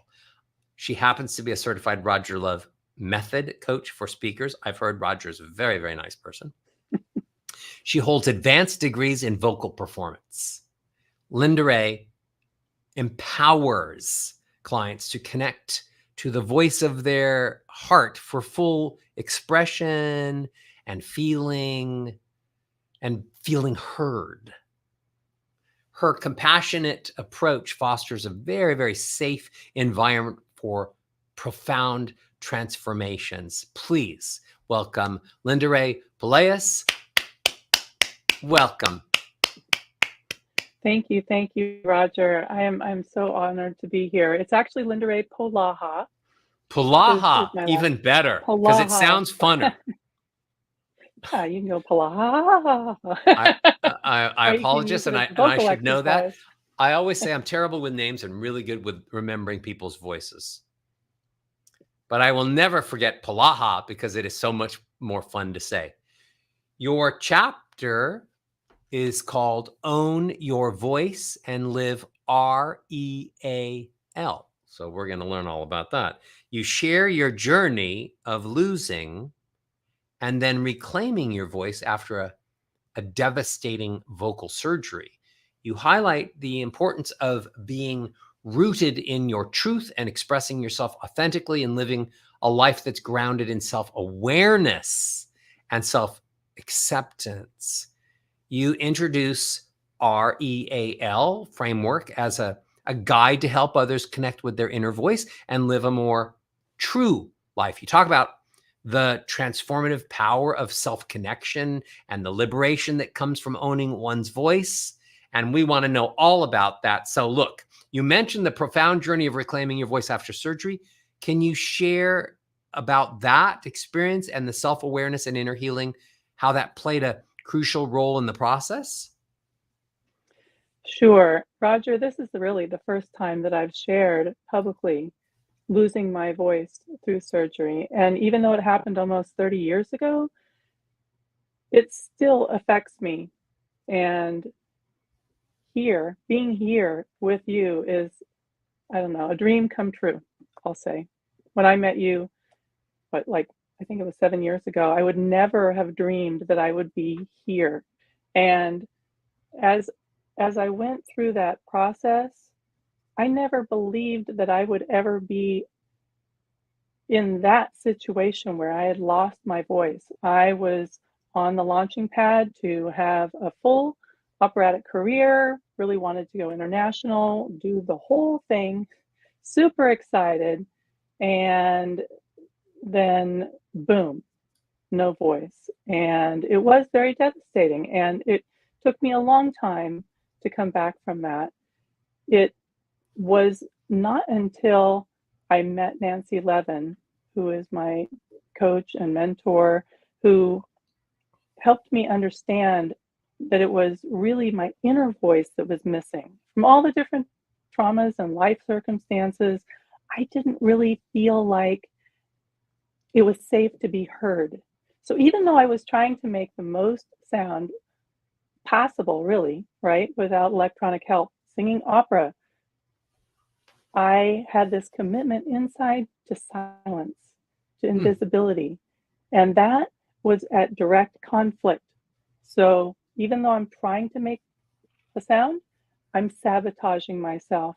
And in the end, I wind up getting injured, not listening, not investigating other options because I didn't want to even blackball myself in the industry. So instead of asking for help, which would be using my voice, right, I went to the surgeons. I said, fix it. Give me the fix, right? But didn't realize it was going to be sort of a racehorse fix with quick fix without regard for long-term effect. And it was very devastating. But I'm grateful. As you were talking about earlier about challenges, right? You look at this mountain and you think, oh my God, how am I ever going to get to the top of this mountain? But it's also an opportunity. Like, wow, there's a top and it's possible for me to get there. And once I realized that I had a voice, that I existed really, just to claim existing on this planet, the whole world opened up. Thank you for sharing, and thank you for this being the first time in public that you even talk about the surgery and all of that. Thank you for feeling open with me and for our readers and potential readers. Now, tell me about REAL, Could you explain what each element is, what it means, and how I'm supposed to connect that to finding my true self? Yes, REAL as an acronym is rooted, expressed, authentic life. So if we really want to engage in life, it really helps to be rooted in who we are, our truth, claiming that we exist in the world, and being able then to express that authentically. And that's when we really start living. Because if I used to try to just be what I thought other people wanted me to be. And once I went inside and claimed who I really am and the truth of that, I was able to then develop the courage to be seen, to be heard. And as soon as I'm able to hear myself, all of a sudden I'm hearing other people much better. My relationships are better. My career and work in the world is better. My health is better. I mean, every aspect of life just improves. Wow. In your chapter, you mentioned the challenges of overcoming fears and societal expectations. So what advice would you give to someone struggling to connect with their own inner voice amidst external pressures? I would say really connecting to your inner voice, spending time alone, perhaps in meditation, through journaling, in nature, through art, music, just really connecting to yourself and listening, so that the voices you're hearing externally, both from your entire life experience to right now, might have an opportunity to be turned down, right? You can consciously think, I don't really want to hear that. and then amplify what's really going on inside of you. That's beautiful. I learned a statistic this week, which is I'm going to expand on for a second. 90% of the sound that you make is absorbed by the body. And let's just claim that 90% as being inner voice. Only 10% of the sound you actually make comes out of your mouth. So if 90% of the sound you make is all absorbed by your body, a part of your body, wouldn't it be amazing to really change your inner voice?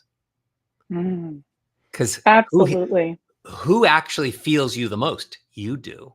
You don't hear yourself that well because sound comes out and then it goes into the room and your ears are over here. But actually, the fact that 90% of sound is for your body, absorbed by your body, part of your body, you really have to start using the inner voice to create the right sounds and to say the right things and to lead you down the right paths of hope, gratitude, love, kindness, joy, and strength. You talk about, tuning your internal compass and understanding your needs. Can you elaborate on how someone can identify and trust their full body yes or no signals when they're making decisions? Listening to your body is so important. Like you were just saying, all of this information is there. And if we tune into that, if we listen, is there a tingling going on? Is there a funny feeling in my tummy?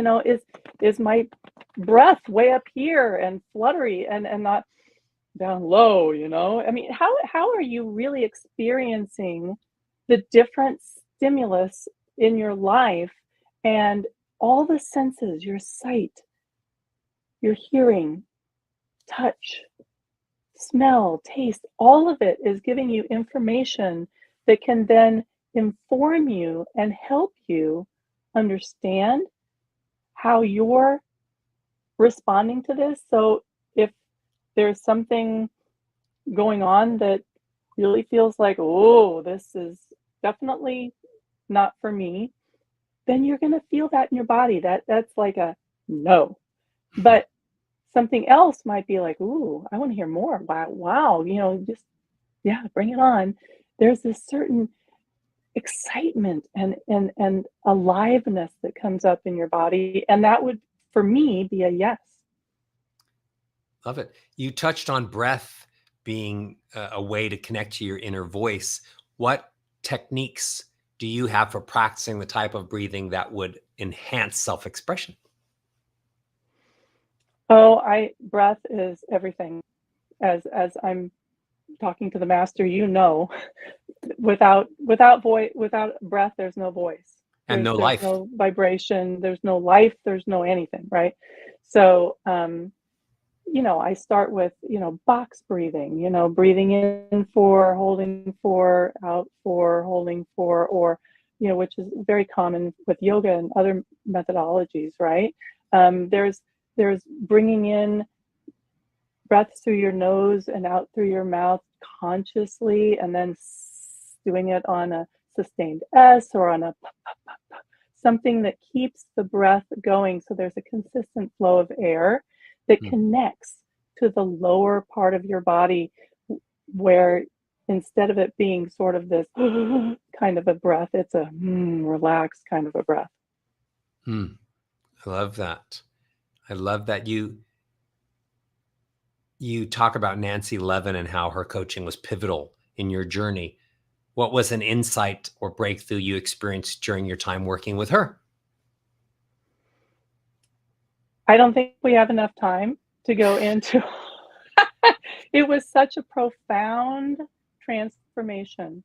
I went from really being disembodied and not connected to myself to fully connecting, and had epiphanies, had changes, losing 60 pounds in 6 months, Wow. Shifting my career, shifting relationships, shifting, all sorts of things. My health improved, everything. It was such a profound change. And a lot of it was just me realizing the answers are already inside of me, and having somebody hold a space, a vision of what I could be beyond what I could see at the time for myself.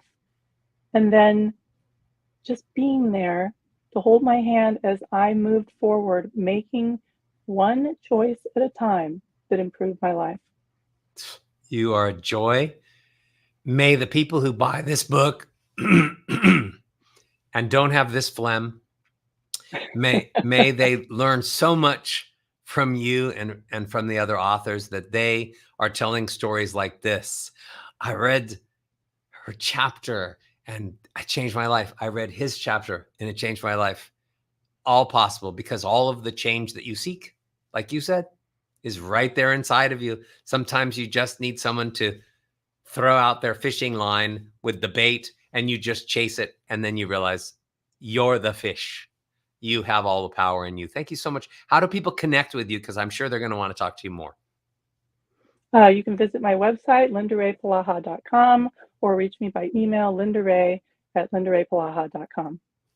Thank you so much, Roger. You've been such a positive influence and inspiration in my life, and I love you, and thank you so much. I love you, and thank you. You're a wonderful person and a fantastic interview. I'll see you soon. Polaha. Always. Polaha. All right. My last wonderful guest for today is Dr. Glenda Bradstock.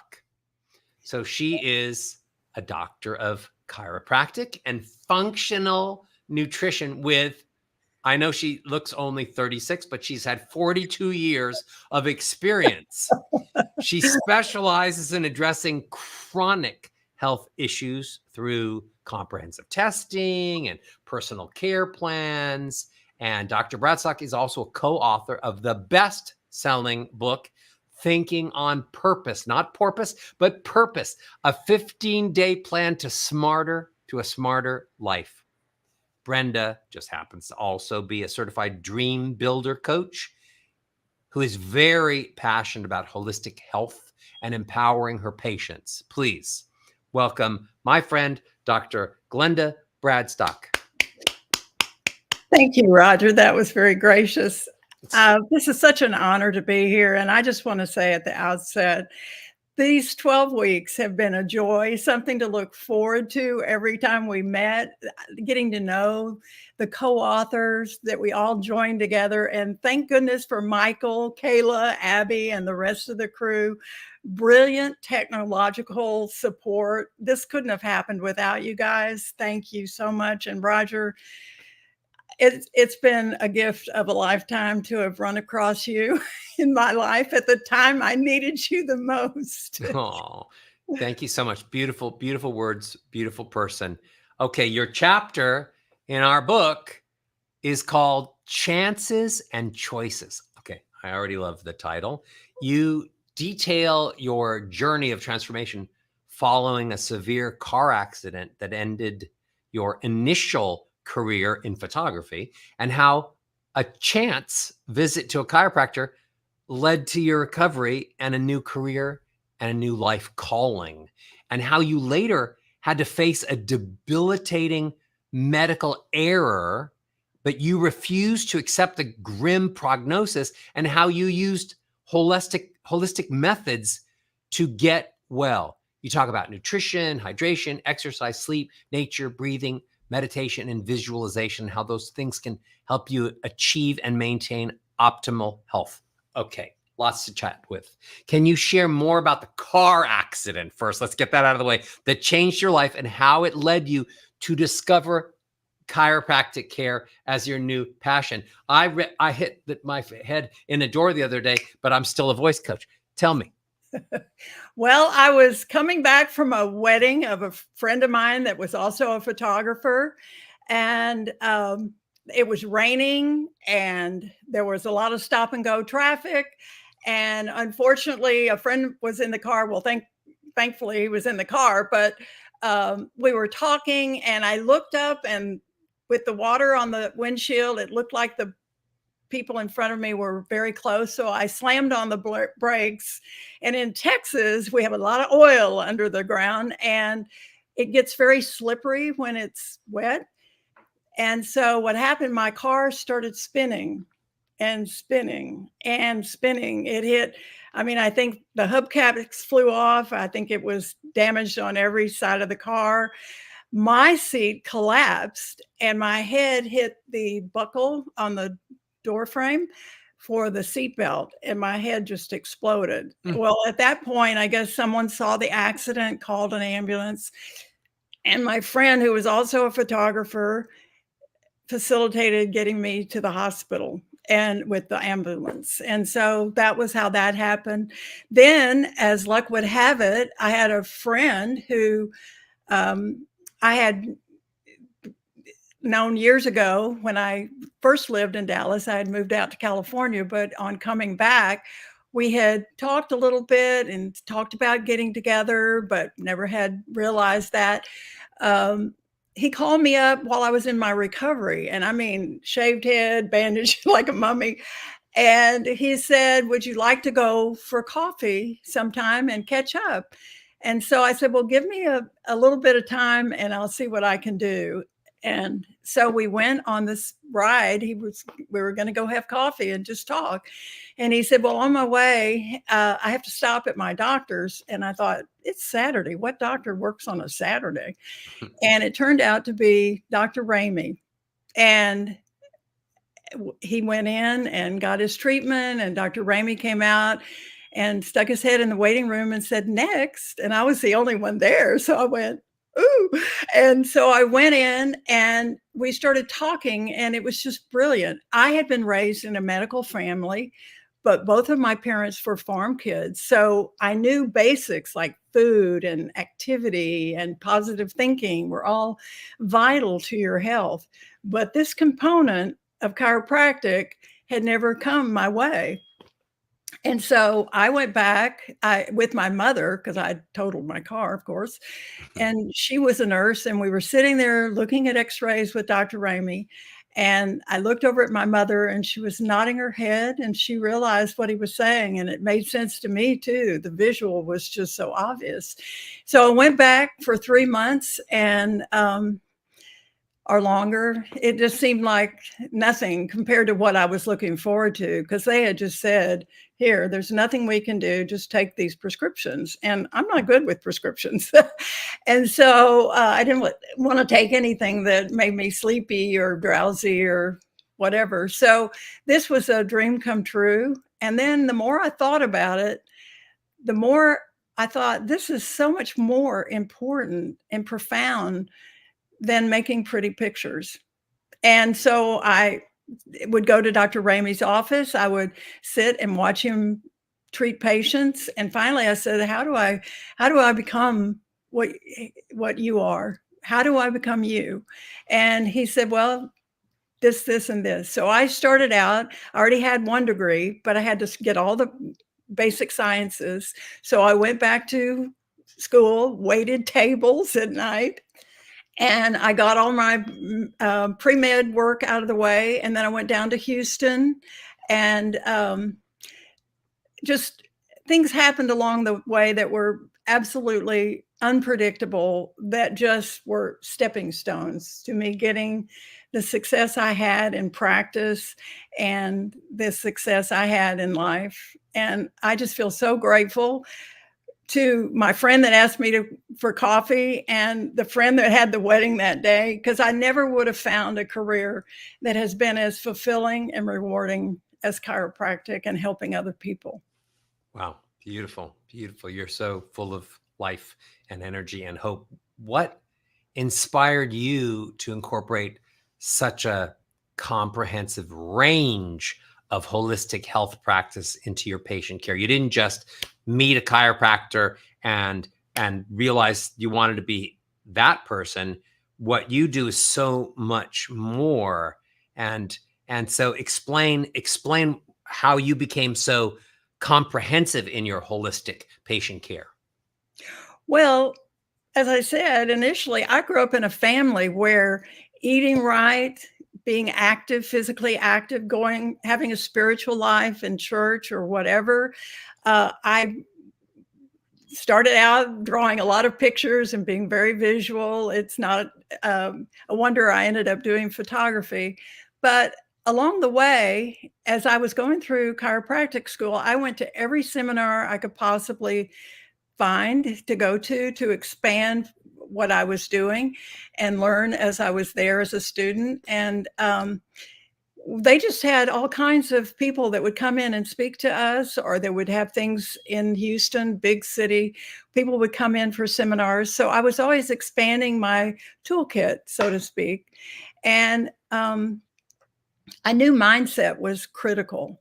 You have to have a positive. My mother was always watching the Crystal Cathedral in California, the positive thinking guru out there. That was her Sunday radio thing. And my parents were very positive. They came from a farm, and they became medical practitioners, built their own hospital, provided care for all the family from the farm. They each had like 9 brothers and sisters, and all the people they helped through the years. I just grew up with that helping. It was in my genetic makeup at that point. And I wanted to have I didn't ever want to be caught short being able to help a person. If they needed encouragement, I wanted to have hopeful words. If they needed anything, I found other people that could also incorporate and bring help to them. So I didn't do it all alone. I had a clinic with multiple practitioners. We had a physical therapist. We had a rehab specialist. I had a wonderful doctor from China. Well, actually, he was from Taiwan. That was an acupuncturist. He came to work with me. And I just, then I concentrated on the physical chiropractic, the diagnostics, and the nutrition. And as I went into practice, I realized that helping a person think about what they're going to do in the future when they feel 100% again is so important. You've got to keep your eye on the prize and your mind in gear. You have to have a vision. If they haven't been healthy before, you have to keep encouraging them. And you mentioned vision board with someone else. That's important too. They have to have pictures, a vision of who they want to become, how physically fit they want to be, and certainly feel good and be available to do everything they want to do. I love it. I love it. You know, the fact that you were all about photography and you took that and photography is all about the vision that is right there in the lens and then eventually on paper. And you've just taken all of that visioning and put it inside people's heads. You're changing the landscape in photography of what people see, the visualizations. Can you explain the importance of a balanced diet in the healing process and share some practical tips for incorporating more nutrient-dense foods into our daily meals? Well, first of all, we live in a culture that people just move too quickly, and they tend to eat a lot of fast foods or processed foods. And I'm just here to say God did it right. He gave us the ground and the seeds to grow our own food and have brilliant nutrition. I recommend people go as unprocessed as possible, that they go to the grocery store and pick out every different color they can find, because every color has a different asset to bring to your body, whether it's an enzyme or something. And in our culture, we eat a lot of meat. Other cultures, I always think of the Asians as being somewhat healthier than the Americans that haven't worked with their diet much. And they eat a lot of vegetables. So I recommend that a person eats on their plate about 3/4 of the plate full of vegetables, and maybe the size of the palm of your hand, the meat, the quantity of meat or protein. I'm a vegan. I'm not a vegan, and I don't work with a lot of people that are vegans because I don't understand that well.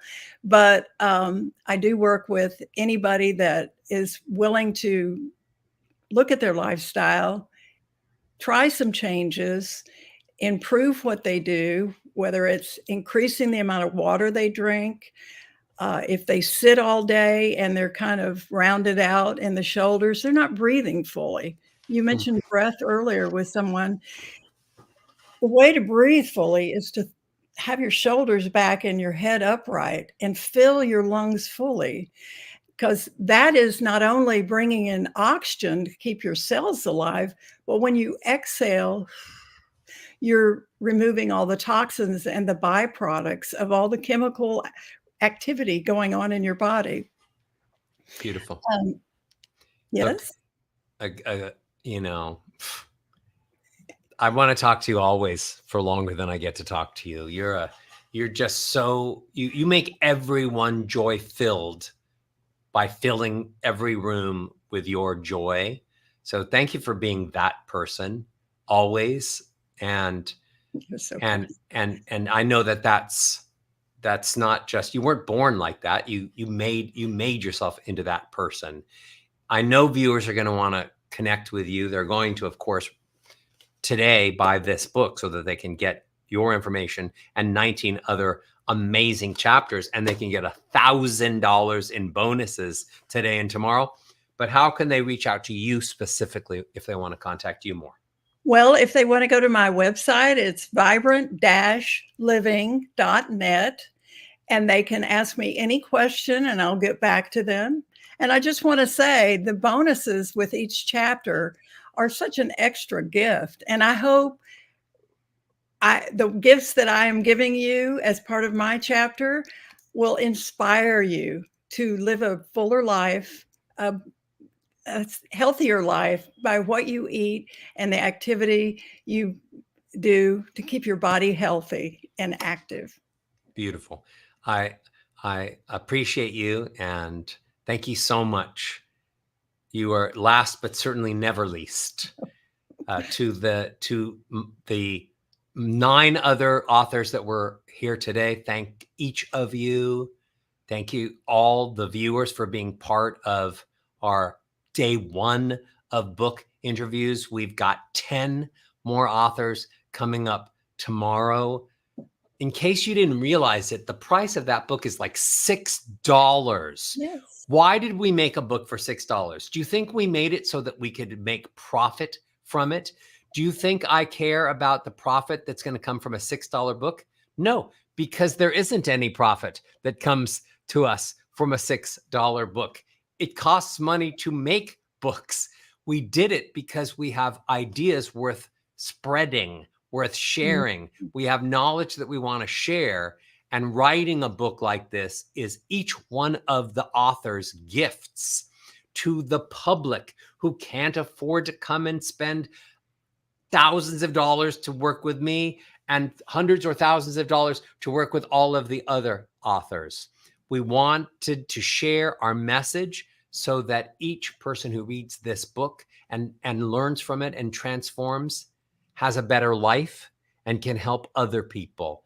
This is a passion play all around. None of the people that got involved in this book, none of the authors are looking at this of a way of making money. There's a way of giving back to the world. So thank everyone here for being a part of Love of Transformation. If you don't have the book, I totally urge you to order it today. Come back and visit me tomorrow.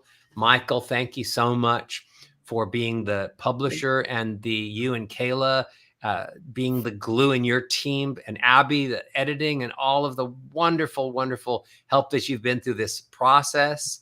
Great authors tomorrow. Is there anything you want to say, Michael? Well, one little development that happened while you were doing all the interviews, we have officially hit bestseller in 2 categories. We are not done yet, though, right? That was our first milestone. We obviously want to go to #1 bestseller in our categories, and then hopefully let's get this #1 bestseller on all of Amazon. I think we can do it. We're just getting started. So if you haven't got the book yet, loveoftransformation.com is where you can get it. Now people say, can I get it from Amazon? Yes, it's available on Amazon, but if you buy it there, you won't get the gifts. You have to go through loveoftransformation.com. And then we will give you the instructions to make sure that you get the $1,000 in gifts when you buy this for just $6.61. Amazing. I had a great time today. I enjoyed myself. I hope all of you viewers, caregivers, because you gave us enough care to give to you. I hope you have a great rest of the day. Get the book, and we'll see a lot of you tomorrow. Please come back. All new guests tomorrow.